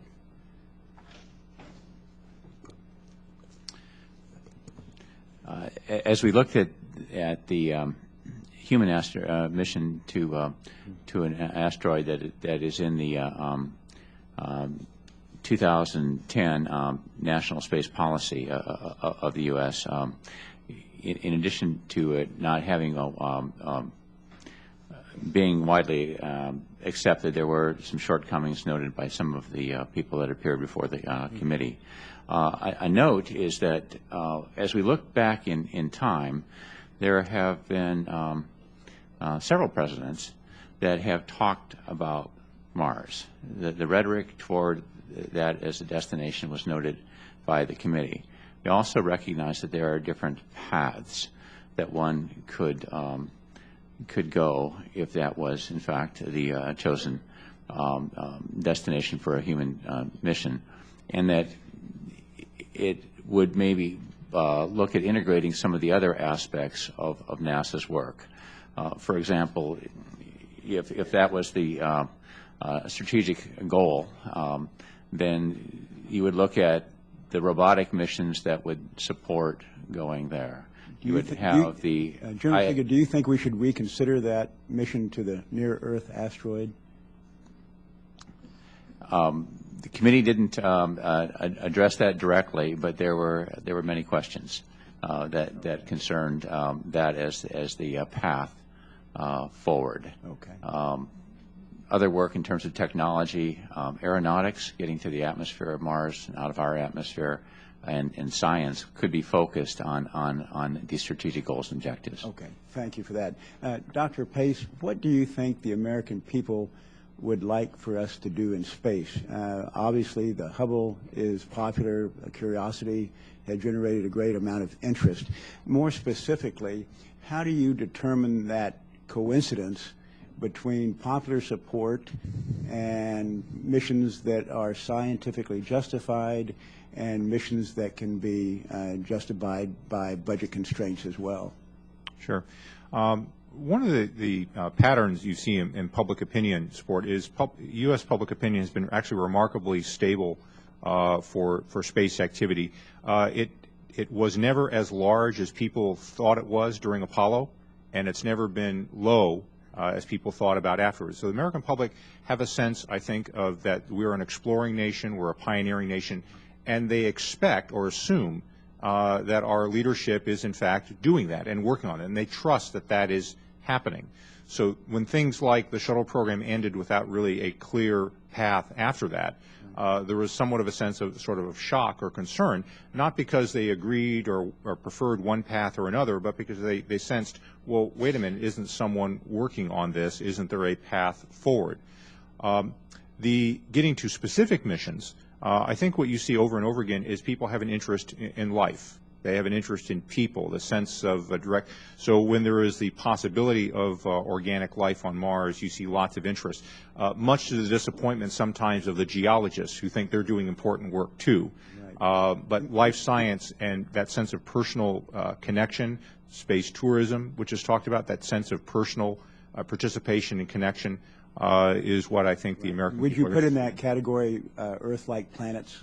Absolutely, absolutely. The growth of the number of Earth-like planets to the Kepler mission has been very, very exciting. I think that with the James Webb Space Telescope, to see deeper into the galaxy and things we've never seen before will inspire that sense of wonder that the American people assume that their country is going to be a leader in doing. Okay, I agree with that. Thank you, Dr. Pace. And Congressman Walker, final question for you. How do we determine the balance between robotic and human missions There are advantages and disadvantages to both, but is there any way to try to achieve that balance? Well, I think clearly that there needs to be an understanding of what humans can do best and what robots can do best. The robots give us tremendous amounts of information, but in general, they find what we sent them there to find. It's based upon our belief of what they might be capable of finding. Humans have the advantage of going and finding things that we never expected to find and never expected to see. Someone said the other day that the two small rovers that were on the Mars for many months did in the whole time that they were there, or the whole time that they've been there, about the same amount of work that one human could do in a day and a half. Because it is, in fact, it's the human ability to process information in remarkable ways that's needed. And so I think you do strike a balance. The precursor missions are always going to be robotic, probably. There are tremendous science missions that you can do with robots. But in the end, you want to put humans into a place where humans can find only those things that humans are capable of finding. Thank you, Mr. Walker. Thank you, Mr. Chairman. I'm aware of Mr. Walker's problem, space and time-wise. We excuse you at this time. I'm fine, Mr. Chairman. You okay? I've had my office tell my appointment that I will reschedule with them and so on. So I'm fine for the moment. Thank you. Thank you. Chair now recognizes the gentleman from Michigan, Mr. Curson, 5 minutes. Thank you, Mr. Chairman, and thanks to all of you that testified with this excellent testimony. I'm from an industry that's benefited much from NASA and the technologies and everything that they've spawned from their research and the brilliance that come out of there. I come from the auto industry, and everything from metals to paint to weight. And I truly hope that NASA gets a long-term presence that they're looking for, because it benefits this entire country. But also the stimulus that we've talked about that's been kicked around here a little bit, saved that same industry I came out of, and had it not been for that stimulus, we might have been in a depression and not be able to talk about any funding. So with that out, I'd like to direct a question to General Sega. You testified that NASA needs personal flexibility, including the ability to conduct reductions in force and hire contractors rather than civil servants in select instances. I'd like to know if this is because there isn't a long-term commitment to the program and you need to be flexible with bringing people in or out, or do you believe even if there is a long-term commitment, if that would be your strategy on personnel? And what provisions can NASA make for the retraining of those highly educated NASA scientists and technicians if you end up with a glut of those people, which there's going to be right now, from what I understand. And is the commercial market large enough to absorb these scientists and these highly skilled people that was trained with tax dollars, and they're going to carry knowledge that nobody else possesses that could be valuable to our country? Can the market absorb those? Congressman, as we looked at one of our tasks was to examine NASA's organizational structure and identify changes that can improve the efficiency and effectiveness of the mission activities. So that's how we address that. As you arrive at new strategic objectives and goals, and then NASA creates a strategic plan to accomplish those, we recommend the flexibility, not necessarily, how it would turn out in terms of the ability to look at personnel and infrastructure aligned with these strategic goals and objectives in an implementation plan. So we did note that the Jet Propulsion Lab is an FFRDC type structure, and it is contract folks there that are engaged in many aspects of research development and operations for their their satellites. Different centers had a different mix in terms of contractors and civil servants. There were about 4 of them that were about 50-50. There's about 3 of them that were quite high in terms of contractors to NASA civil servants. One that was higher in terms of civil servants than contractors. But it was more of that flexibility of doing what that center would be expected to accomplish in a more integrated way. And so it was the flexibility rather than a specific solution that we're recommending.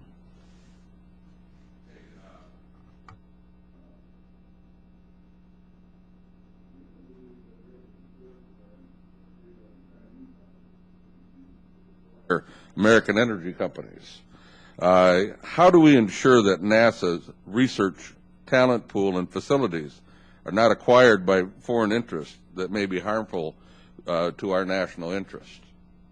I guess the General would direct that toward you again. That was not addressed in our study in terms of the U.S. versus foreign ownership of companies. And I believe you testified in your written statement that NASA's infrastructure flexibility, the ability to dispose of property it no longer needs, would this be included in what could be purchased by foreign countries? I don't recall that we specified or even considered in our deliberations the nature of the entity that would be a potential buyer of the facility. I do want to give you an example of a visit that I made to Plumbrook. It's in Ohio, where they have a large chamber and they test fairings separations. And a great facility. Some of NASA's missions need that, but it is a facility that also has the capacity for other work. And so it was ESA that had looked at doing some of the work in that facility. They were also discussing with JAXA and SpaceX to do work in that facility, and so it would be some aspects may be appropriate for a sale, but others may be just greater utilization of the facility in more creative ways.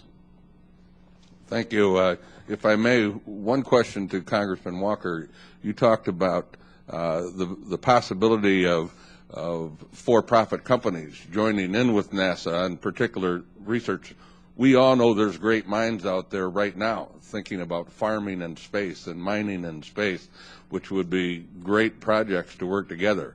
Are there really companies out there that could afford the funding to do that research, to join in with NASA, to help NASA become a viable program for the long term? Absolutely. I mean, you have companies right now that are creating spacecraft that you do have working relationships with NASA, but would love to have closer relationships and look toward the future.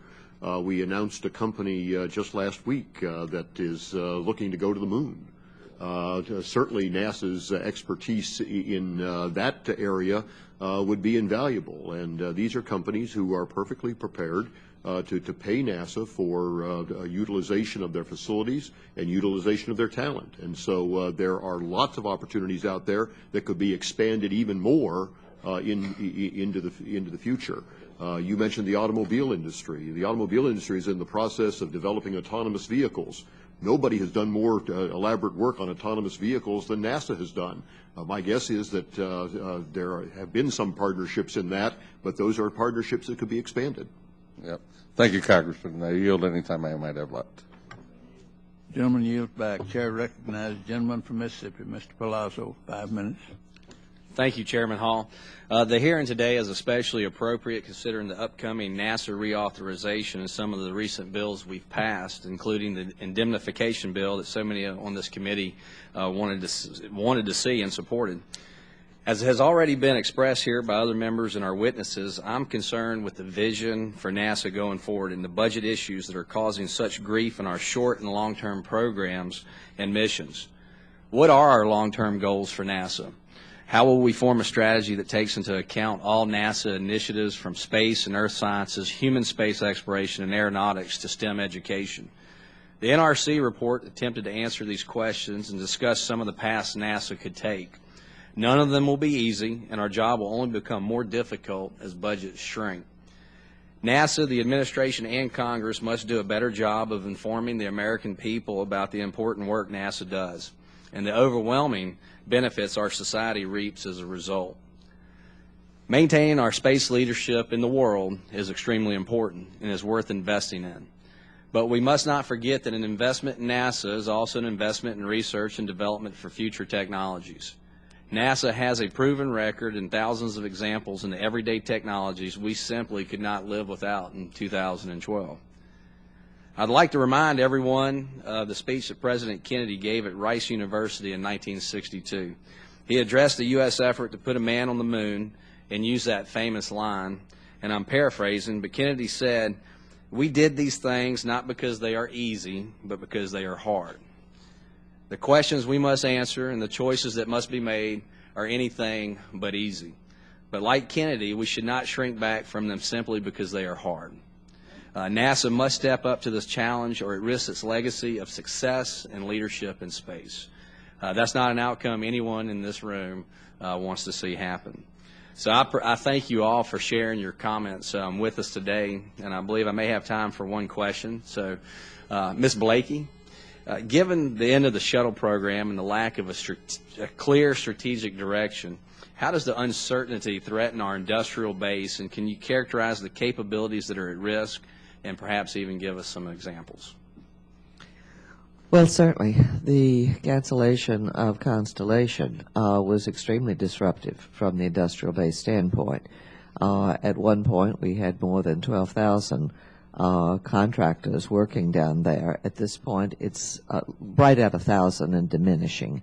All of those people, their skills, expertise go elsewhere, and frankly, may very well go into other industries.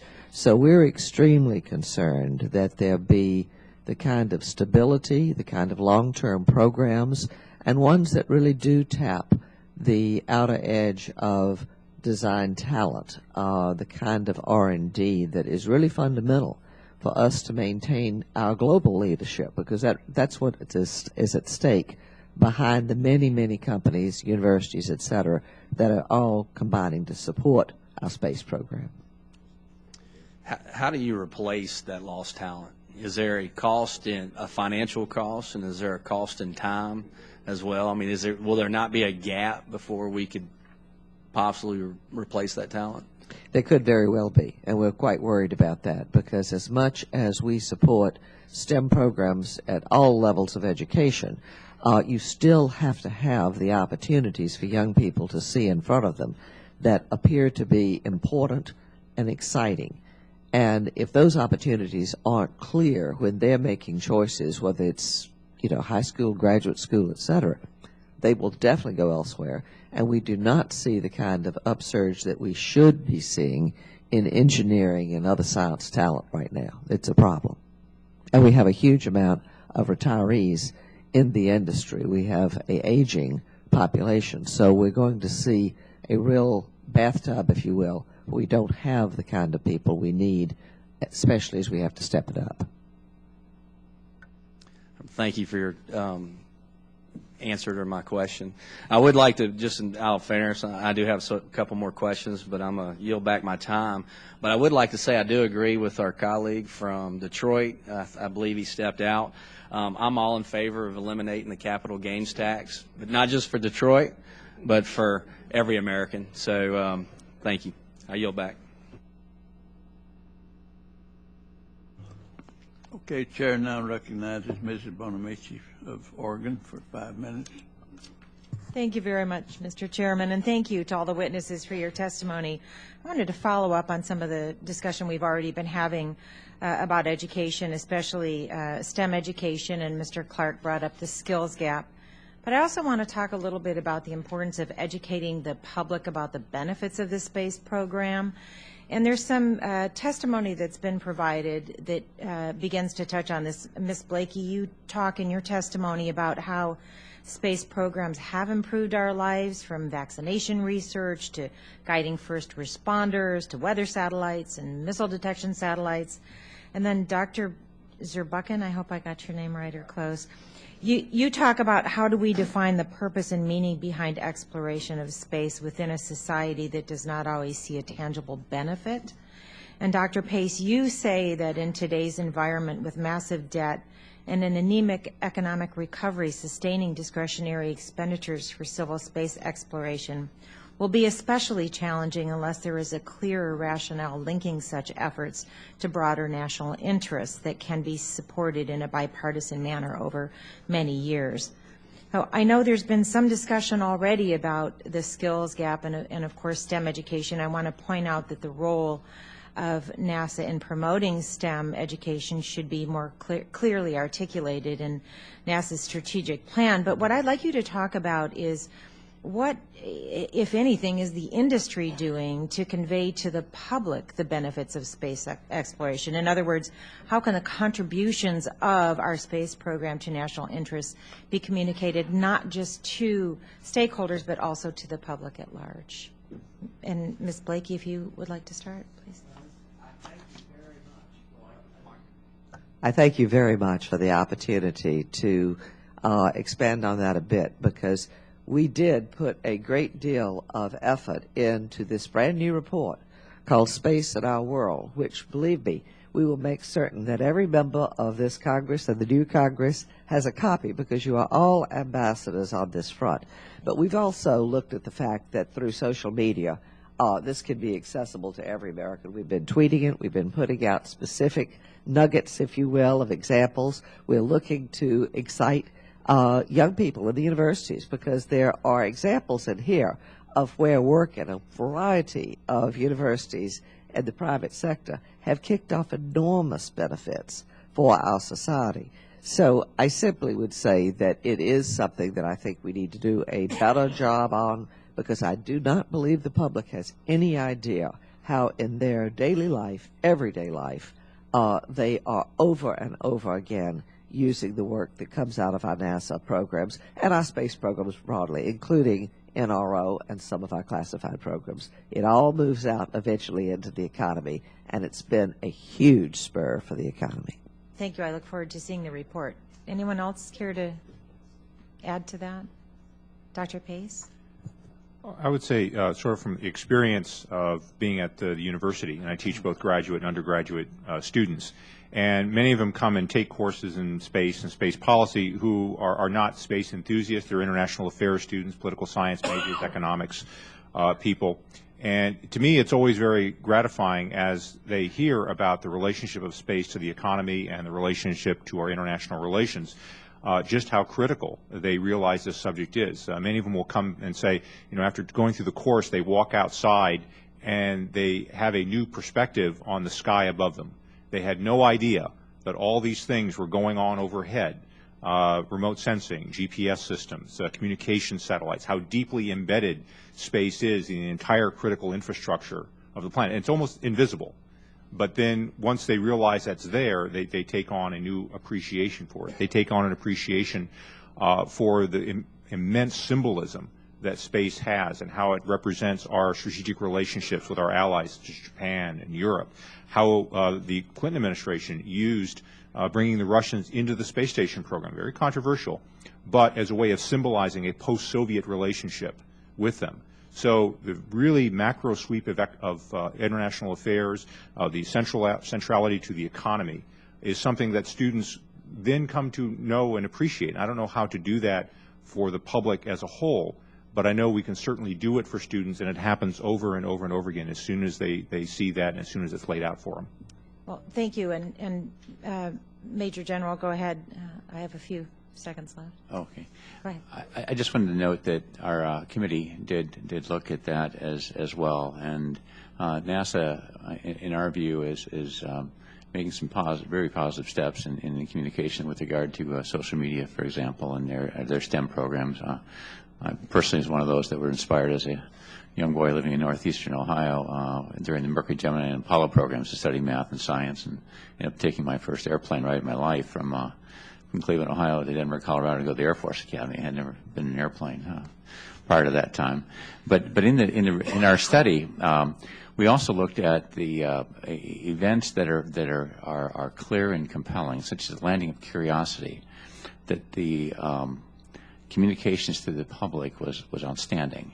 And so en route to identifying clear strategic objectives and goals, and then developing a strategic plan for NASA, some of that story becomes clearer and easier to tell. Thank you. Thank you. I'm out of time. Thank you, Mr. Chair. Gentlelady yields back her time. Congressman Brooks, Alabama, 5 minutes. Thank you, Mr. Chairman. Dr. Zurbuchen and also Ms. Blakey, your testimony, in particular Dr. Zurbuchen, highlights the importance of maintaining the pipeline of engineers and scientists to ensure that we continue to innovate in the future. With respect to both of you, what are your recommendations for a program that provides opportunities to our graduate and postdoctoral students to the benefit of future U.S. leadership in space? Thanks so much, Congressman. My personal feeling is that such a program would be hugely advantageous for this nation and could in many ways, in fact, enable ideas that were talked about on this panel. I think in general, we have tremendous interest in some of our talent to really engage in this, and such a program that you mentioned, I think, would be very positively reacted upon. I must also tell you, because I've had the opportunity to go to almost all of NASA's centers around the country as a member of the NASA Advisory Council, I have been very, very impressed with the degree to which local university talent is integrated into many of the NASA programs. JPL, there is practically no one under 30, it appears, as you go around the entire facility. So, I mean, there is a big emphasis on trying to pull in young people, both at the undergraduate and graduate level. I will also recommend this. If you all haven't seen two videos that are out there, both stemming from the Curiosity rover, I would recommend them. One, of course, is 7 Minutes of Terror, but it has relatively young engineers talking about that 7 minutes when they did not know whether, in fact, the Curiosity rover was on Mars. And the other one is a very funny rap video, again, done by young people in the NASA framework, all about how exciting it is to work at NASA and how exciting it is to be involved in the space program. Those things are getting millions of hits on YouTube. So there's a lot going on that some of us, at least I don't often see. Do you have any specific suggestions of what the federal government should be doing to encourage STEM education at the collegiate level or postgraduate level?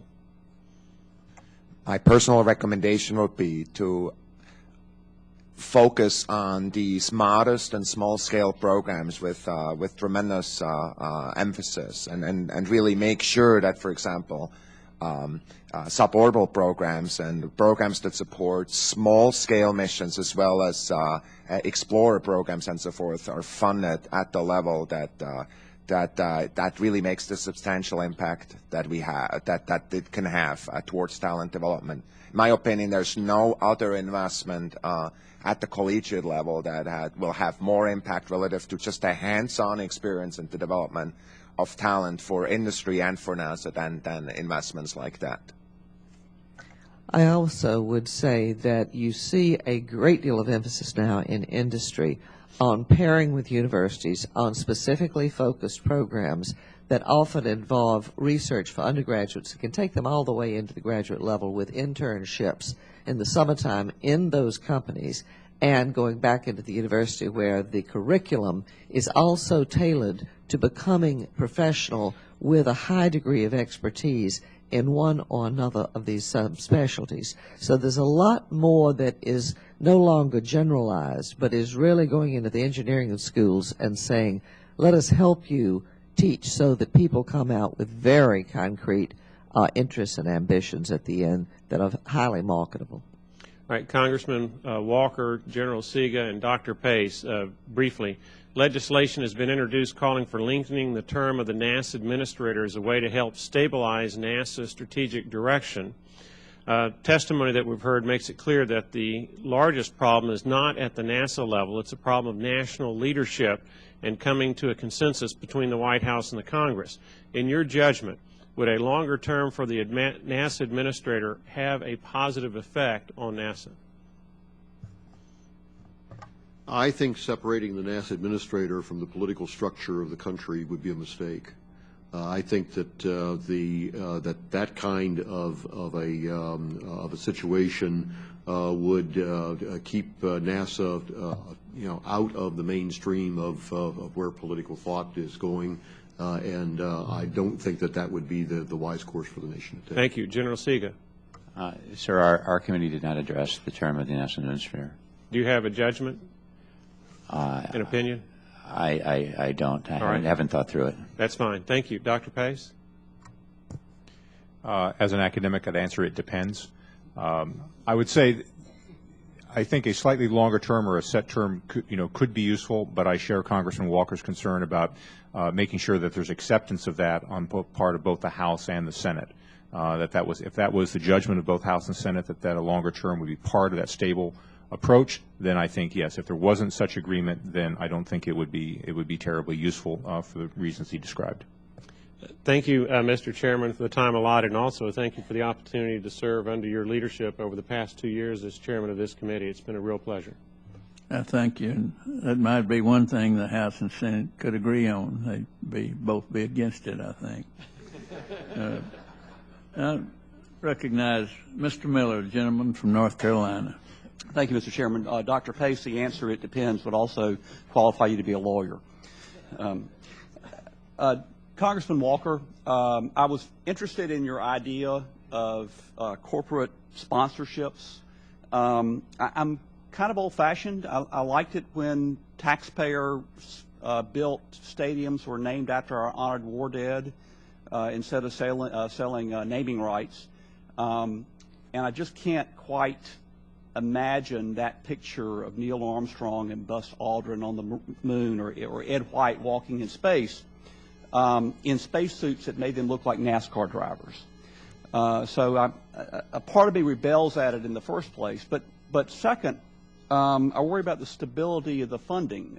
We've heard a lot today about the need for stable funding and stable leadership at NASA.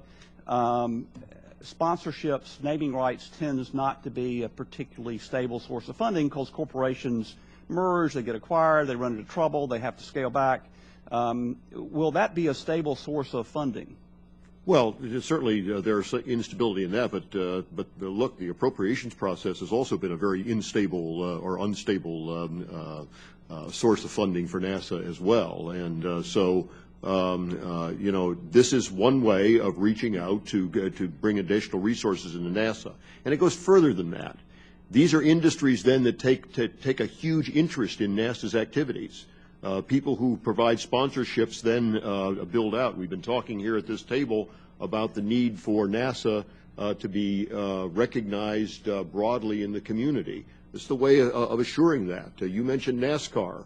The companies that provide those sponsorships take a huge interest in what happens in NASCAR, and particularly with the teams that they sponsor. And they are a part of expanding the acceptance of the NASCAR racing well beyond the day's activities on a Sunday at the racetrack. And so this is an opportunity for us to have an outreach that goes to people who actually then have some skin in the game.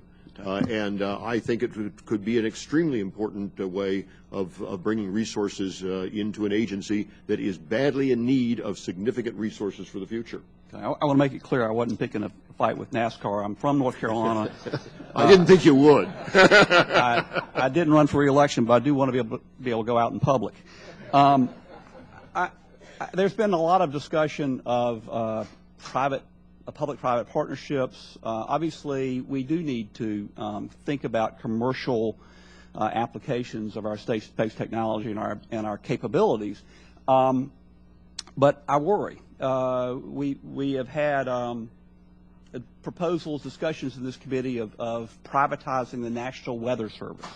which is entirely built with taxpayer-funded research. It's a capability that has been entirely provided as a public service, built by taxpayer funding, and the proposals seem to be coming from a company that wanted to buy the National Weather Service, have monopoly power, and sell the data for a profit.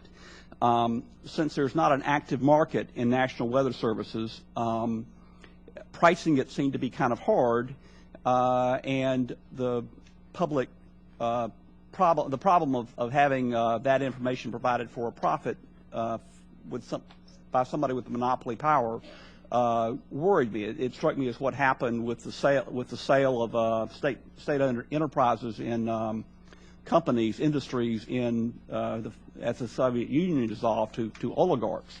I want to make sure we're not taken.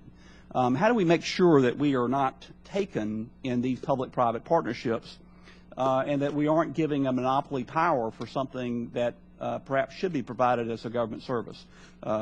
Well, I would remind you that one of the problems we have with the weather service right now is the fact that they haven't been able to fly their new modern satellites and so on, and we risk a gap in a lot of valuable information going forward because the government hasn't been capable of moving forward. And so, there are problems on both sides. I would say to you that is where the whole issue of oversight of all this activities, where this committee would play an extremely important role in assuring that the kinds of public partnerships that were entered into would in fact be in the public interest. And there are a number of ways that you can write bills to assure that kind of activity. As I mentioned before, you can do it through an FFRDC kind of mechanism where the federal government remains actively involved in what those companies are doing, how those companies are doing their job, and in fact provides an annual stream of funding.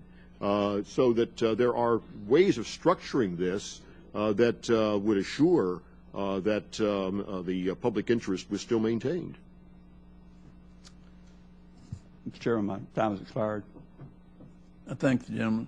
Chair recognizes the gentleman from California, Mr. Rohrabacher. Thank you very much, Mr. Chairman, and let me also echo the gratitude that I have for having served with you, and you've provided excellent leadership to this committee, and it's been, over the years, it's been just an honor working with you and those who will be leaving us as well. From our last question, let's just note that we have $1 trillion that we're spending more than we're taking in. 1/3 of the federal budget now is debt. I mean, we're increasing in debt. Thus, if we're going to do things in the future, and if NASA or any of the things that we're going to do in the future are to survive and or to actually play an important role in our country's future, we've got to be creative. We've got to be creative. We've got to find new approaches, and that, I think, is the #1 commitment that we've got, because otherwise it's just going to fall apart. And I will have to say that when you have $1 trillion more in debt that you have to deal with, I don't believe the American people are going to put NASA on the top of their priority list, which means we have to be even more creative for those of us who do believe the importance of space-related assets. Let's just note that for the hearing today, we've already talked about how this infrastructure, this invisible infrastructure that we depend upon, I mean, I remember when telephone calls cost so much money. It's been space-based assets that have brought that down. GPS, people have no idea the potential, even future potential, of GPS. We're just now experiencing that, and of course our national security, weather, all that's been talked about. These are all things that deal with space-based assets, and I believe that NASA should be the one who actually is pushing the envelope on what space-based assets will benefit humankind in the future. Let me just note that one thing that is sure, if we are to have space-based assets, we've got to have an environment in space that is capable to use. And today, that is under threat. And if there's anything that NASA, that I would see, that NASA can take a responsibility for, along with a partnership, a global partnership, and lead the way, It's making sure that we clear the debris from space so that we can have space-based assets. If we don't clear the debris will clear us out of space eventually. And we haven't really focused on that. And I think that's something, maybe that's one of those challenges that young people and everybody else can understand. The other challenge, perhaps, I don't know if anybody noticed, let me see if I have the actual number. Yes. Did anyone notice 2012XE54? Anybody notice that? Well, that happened to have been an asteroid that was discovered Sunday and yesterday flew between the Earth and the Moon. That asteroid had the same destructive power as the Tunguska, is that how you pronounce it? What is it? Tunguska asteroid that destroyed hundreds of miles of Siberia about 100 years ago. Yet we didn't discover it till Sunday. Now, those are huge challenges that we need to take up. We're not going to have space-based assets unless we clear the debris, and we're not going to have a safe planet unless we can detect and deflect these type of challenges. I would hope that NASA, Mr. Chairman, if I have any vision for NASA, NASA should be taking up that challenge so that we can use space for the betterment of mankind in the future. And you got 45 seconds to comment on my pontification. Bob, you want to? Certainly, the issue of space debris is a crucial issue. The commercial industry is facing all kinds of problems these days with monitoring that, and much of what we monitor is larger than some of the particles that could actually cause real damage in space. And so that is a real problem that needs to be addressed. And there are actually some people out there in the private sector that have some interesting ideas about how we could do that. As our committee looked at the issue of asteroids, I commented on the human mission to them, but also recognized the importance of increasing our understanding of the asteroids. And currently, there's a satellite that's in that area. Okay. Thank you very much. Gentleman yields back. I don't believe we have one more here. Chair recognizes Mrs. Edwards from Maryland. Thank you, Mr. Chairman, and I just want to echo how delightful it's been to have you as our chairman for the past couple of years. I really both enjoyed your company and your service on the committee, and so I thank you for that and for tolerating me occasionally. I'm a Twitter follower of NASA's, and I noted that NASA has about 3.2 million followers, which is not insignificant. It's not as much as the president or Oprah, but it's more than the First Lady and RG3 and NASCAR. And so there are people out there who really have an interest in NASA and value NASA, and how we can capture that, I think, so that it also translates into support on a fiscal level, I think, is the challenge, given the range of activity that we expect of the agency. And just this, over this last couple of hours or so, as I'm following my Twitter feeds, then I noted that, one, NASA assures us that the world is not going to end on December 21st, in case anybody wondered, and that the hashtag Curiosity was the 5th most followed or used hashtag over this last year, which says to me that especially the Curiosity, the rover, it is striking some kind of chord in the public. And I think that's actually a good thing for us, because I think it's important for the public to embrace NASA. When I was growing up, our embrace of the agency was because of the Apollo missions. It was sitting in, kindergarten and first grade and whatever those other grades and watching the liftoffs, and that inspired a generation and inspired a nation. And I think Dr. Administrator Blakey, you've pointed out that it requires that kind of public inspiration in order for us to generate the support for the other various of the work that the agency does. I wonder if I want to think outside the box in a way about what it is that we can do to strengthen the fiscal house of the agency. And one of the things I'd like to look at, especially where science is concerned, is that the difficulty the agency has in doing science on a year-by-year basis. It really doesn't make any sense. It's not what you generally find in university and other kind of research, where you know as an investigator where you're starting, what your resources are over a period of time, and then you can plan out the investigation. And some of what we saw, for example, with the James Webb Space Telescope, is that with all of these different, and there were a lot of problems, but all of these different levels of funding from one year to the next year, and not knowing and reprogramming and things, that in fact you have instruments that sit around that aren't supposed to be sitting here because they're supposed to be up there, and then you actually end up over a course of time spending a lot more money.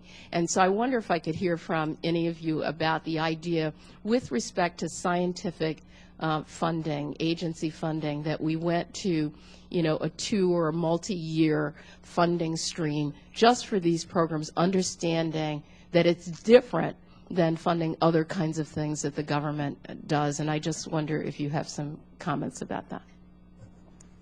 I have currently 8 Ph.D. students who are supported by funding streams that you're talking about. I know firsthand the difficulty of managing these young people's lives in an environment in which decisions can happen on a week-to-week basis, and all of a sudden a certain funding stream disappears.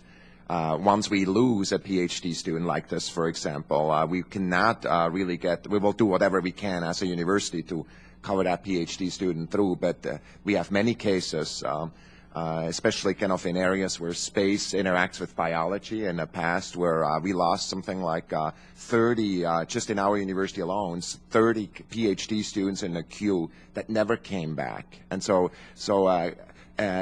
tools that would create stability in that regard would be tremendously, I think, considered in potential fashion from people like me and others.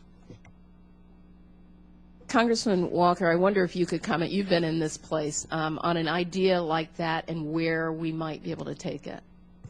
Well, I've long believed that we do great damage to our science programs with annual appropriations process. The fact is that that you do have to have a long-term outlook when you're doing science, whether it's space science or bench science.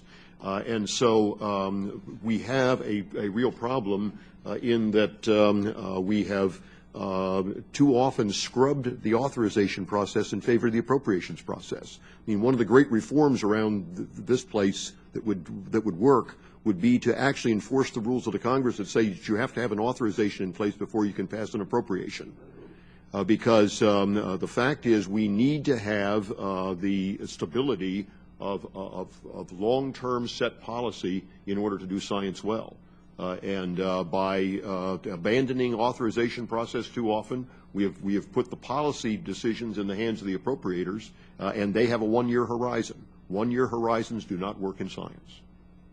Thank you, Mr. Chairman. If I might, I would mention one other thing, because there is good precedent for this in terms of some defense programs. The industry would like to see more use of multi-year in terms of complex development programs. But when you look at those in the DoD arena, you do see that it has been an excellent force for holding down costs and having the kind of stability that's needed. So there's precedent.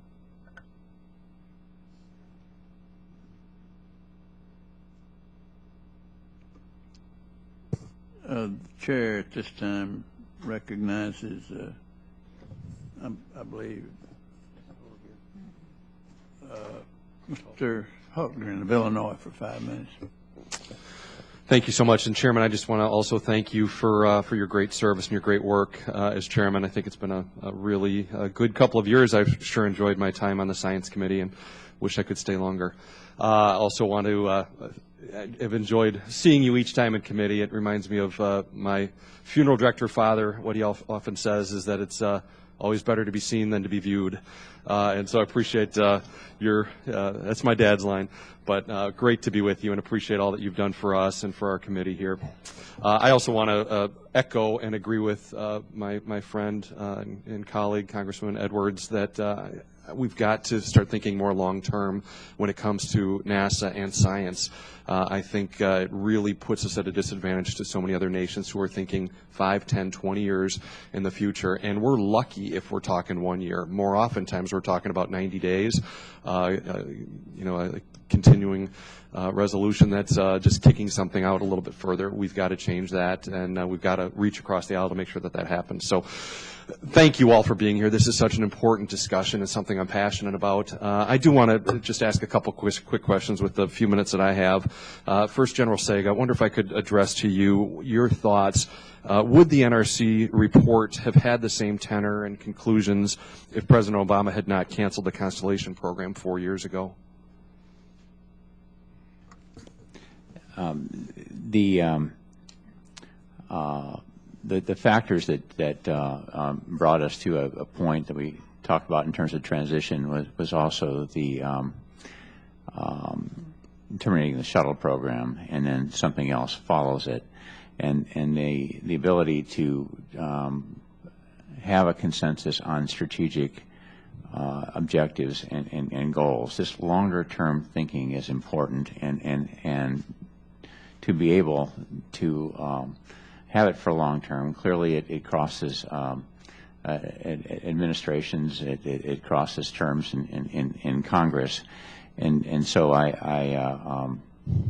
the study was prompted by Congress clearly to NASA, and then to the NRC. But the issue of the longer term piece, I think that would be an enduring theme. Regardless of some other events. I wonder if I could ask the other folks here, starting with Dr. Pace, if you wouldn't mind your thoughts of how you think these results and conclusions would be different if the Constellation program hadn't been canceled. Well, I think there's really two parts to the disruptions that occurred. One is the Constellation program itself and the industrial base impact, and I think certainly we would have had maybe a slightly different tenor if the program had not been canceled. But the deeper problem really is the policy. Okay, the National Space Policy in 2010, I think, is actually quite a good document. I think it's very thoughtful, very balanced. There's a lot of good material in it. The part that, as a policy professional, sticks out for me is the section on civil space exploration, the asteroid and Mars aspect of it, which to my mind really comes out of a bit of left field. It didn't have an international context. It didn't have a commercial context. It wasn't mindful of the industrial base realities. And so it's really distinct from the rest of the policy. I think if that mistake hadn't been made, I think you could have had a more rational discussion about how to either moderate, change, turn, revamp the Constellation program into a way that would have been then acceptable to the administration going forward. So as in most things, it's really policy choices that are at the root of the issue. What is the strategy you're following? Then the programmatic outcomes and the budgetary outcomes really follow from that. So that's where I would really point. Thank you. Ask the other three members if you'd have any thoughts on that. I've just about a minute left, but. Certainly, the variables at the industrial base the companies involved have had to deal with, it's been very difficult. We feel very strongly moving forward that it is important to maintain both the emphasis on commercial crew, commercial resupply for ISS. We've got to keep that on track, and at the same time have the ability through SLS, Orion, to get to deep space. Those two things are parallel tracks, and they are both very important. I just would comment that I think it has to be recognized that financially the Constellation program was in an unsustainable cost profile, and that it was about to eat alive the science programs and a number of other things inside of NASA at the kinds of costs that it was accumulating. And so, you have to look at it in terms of where would we be in terms of those costs undercutting other NASA programs if it had not gotten the kinds of money that Chairman Hall referred to earlier. Of course, it could be done if you gave NASA an additional $3 billion. No one believed that NASA was going to get $3 billion at that point. Well, again, thank you all for being here. I think these are important discussions. My hope is that we can continue those and really have a great vision for NASA and from NASA into the future. So with that, again, Chairman, thank you for all that you've done for us. I appreciate your service so much and your friendship, and look forward to working together for a long time to come. Thank you. Yield back. Thank you. You have my assurance that we will work together. And for your undertaker father, let me pass on one to him that my undertaker uses on me. He says, don't worry about it. If you don't like flowers, they'll finally grow on you. So, okay. Now, I think Mr. Clark has asked for recognition. Thank you, Mr. Chair. I really appreciate the opportunity. And I briefly wanted to ask everyone for their comment on how NASA long-term strategically can work more effectively with the private industry. That's an open-ended question. I'll focus on two specific areas. One with technology transfer, on how the transfer of NASA's research to private industry, maybe to other federal agencies, could play a larger role in our strategic vision for NASA. Dr. Sega, you could, General Sega, you could also address that if you wish. And the other issue is how we can best restructure NASA in a way that would likely need congressional authorization. These are issues that were raised by Chairman Walker with his illustration of, let's say, a sponsorship of one of our missions, although I prefer the Wolverine rover painted in maize and blue, I think would be more appropriate than the GoDaddy rover. But in any event, congressional authorization needed to restructure, to promote the restructuring of NASA that could lead to more effective private partnerships, and how do we strengthen the role of technology transfer in NASA's strategic mission? Well, quickly, I will give you one. There are a number of ways that you could do this, but the Aldrich Commission recommended that the centers be turned into FFRDC-like operations. That they would have to be modified. Not all the centers do research and development. So, but that they would be structured in a way that would allow them to receive both public money and private money into their operations. And I think that something like that is certainly one of the places it has to look. Look, one of the things that the NRC said was that the alternative to that may have to be the closing of some of the centers, or the reduction of the size of NASA. This is a way that you can begin to look at how do you keep the centers in place, how do you make them into viable economic units inside the communities that they have and for the nation.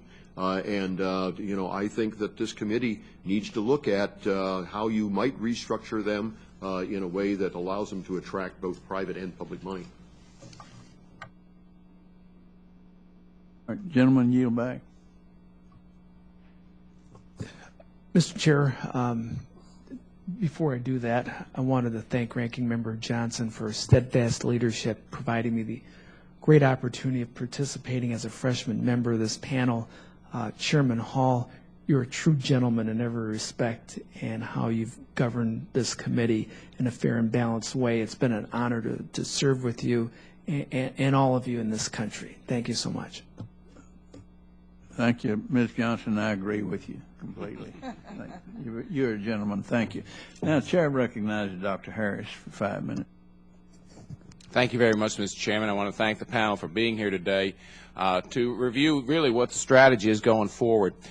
I'm going to ask for comments on a very particular aspect, and Dr. Zurbuchen and Dr. Pace really, and it leads off what Chairman Walker had said, that, at some point there is important input from manned missions.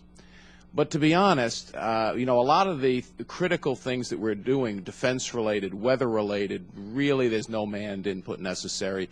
You know, I'm an anesthesiologist. I work in the operating room. You know, the robotic surgery we're doing, you literally could do from around the world. You could have the surgeon sitting around the world from where that machine is actually performing an intricate operation with tactile feedback. I mean, and I don't remember, they have a fancy scientific name for it, but so you actually feel what the tissues feel like. A lot of the inputs that the chairman indicates, you know, that human input actually is now being gained. If you actually talk to, I have teenagers at home, robotics, I mean, there are robotics classes and then clubs in their high school. I mean, this is, to some extent, the future. Given the expense of the redundancy necessary in a manned program, and our need to get the most training and research and engineering experience knowledge for the dollars we spend at NASA, isn't it time to say that maybe manned programs should be really rare and reserved for rare occasions because they just don't deliver the bang for the buck that and I'm talking about basic science knowledge. And, you know, Dr. Zurbuchen, your testimony is excellent. I think it points out that we need to know these things, and there are other societal benefits. But to the two doctors on the panel, isn't that really the way we ought to be thinking of going? If our basic expansion of knowledge through a government-funded entity like NASA, and of course preserving defense-related, weather-related, all the other things that we do, is that the way that we should go? My personal feeling is that there is a tremendous value over time that has come both from the manned and from the robotic type missions. I do believe that robotics will have on the timescale of the next 20 years or so, probably if we make predictions, which as you know is always hard, but if we make predictions, we'll have more economic impact on how we're going to drive our cars, how we're going to fly our planes, and how surgeries are being performed than you know, human space missions. It's my belief, though, that if you go to a timescale of 30 or more years, that prediction is going to be a lot tougher to make. I believe that in many ways, once you put the human in the loop, and especially if you go to places where you do not know where you're going, kind of a true exploration, that there kind of things happen on the innovation front that really help us uncover aspects of our experience and also aspects of technology that will have tremendous impact in long time. The same certainly happened on the Apollo side. You know, it's not the case that even though the examples that you're mentioning are truly compelling, there are many aspects to our lives that did come from the human side of NASA as well. So basically, if you ask the question as clearly as you did, should we just kind of forget all about it? I certainly would not subscribe to that kind of recommendation. And I want to emphasize, not forget it, but lower the emphasis a little bit is really. Dr. Pace. Sure. I think, first of all, you have to make a distinction between sort of science and exploration. I mean, NASA is more than just a science agency. It also is an exploration agency. It's a tool of U.S. foreign policy. So it does a whole bunch of things other than just science. If we're just looking at science as defined, say, in the decadal surveys, then it's really straightforward. Okay, robotic systems are what you do. But the reason why you do humans, in part, is for exploring the unknown. By literally putting people in an unusual or an alien situation, you learn things that you wouldn't learn if you stayed at home. There's a wonderful example of looking at salmonella viruses and how they become more virulent in space in zero-G, and these are experiments to be done aboard Space Station. And this means there's a gene sequencing issue, and if we can figure out how to control that, we can have a potential vaccine for salmonella. Okay, that is not something that would ever really emerge in a ground-based laboratory. It emerges when we put life sciences people in a very, very different environment to go into the unknown. Human spaceflight is probably the most interdisciplinary scientific and technical activity that this country can engage in, much broader than biotech, IT, any of the other particular fields, because you really have all fields have to come together to pull off a successful mission. It's incredibly, incredibly hard. But that's where really the benefit is from pushing into the unknown. So I would say as part of your portfolio of activities that humans have to be part of it because they do represent this really challenging interdisciplinary problem that is really unique. And it should be part of our national portfolio because there's nothing that replaces the symbolism, the emotion, the connection that it makes not only to the American people but also to our partners around the world.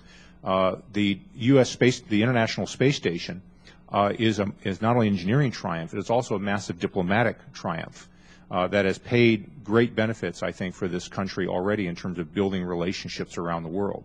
So the question for NASA and human spaceflight is, what do you want it to be? What national interests do you want it to serve? If it's only science as defined in the decadal surveys, then I think you can go down a purely robotic path. But I think the vision for NASA is much bigger than just that. It is a science agency, but it's also so much more. Thank you very much, and thank the panel and thank the chairman for the opportunity to serve on the committee. I have a feeling that General Sega wants to add something. You can't turn the general down. Okay. Well, thank you. I just wanted to add the question itself poses, one of the key points of our study is that the national consensus determining these strategic goals and objectives are important. And from that would flow then the balance and integration, perhaps, of exploration, science, technology, and aeronautics for NASA. One other point, as Congressman Walker talked about a report, I just want to kind of clarify. One of our options was to institute an aggressive restructuring program to reduce infrastructure and personnel costs to improve efficiency. We didn't go to any in detail of whether that was an option one would choose or how to do it. So, thank you very much, sir. Yeah, thank you very much. And gentleman has yielded back. I want to thank everyone. Thank you for your time of preparation, travel, and presentation.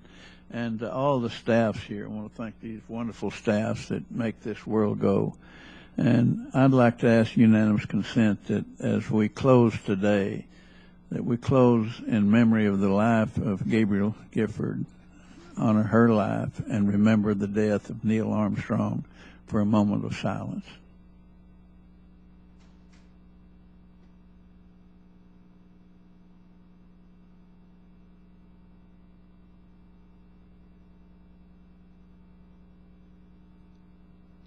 Amen. We are closed.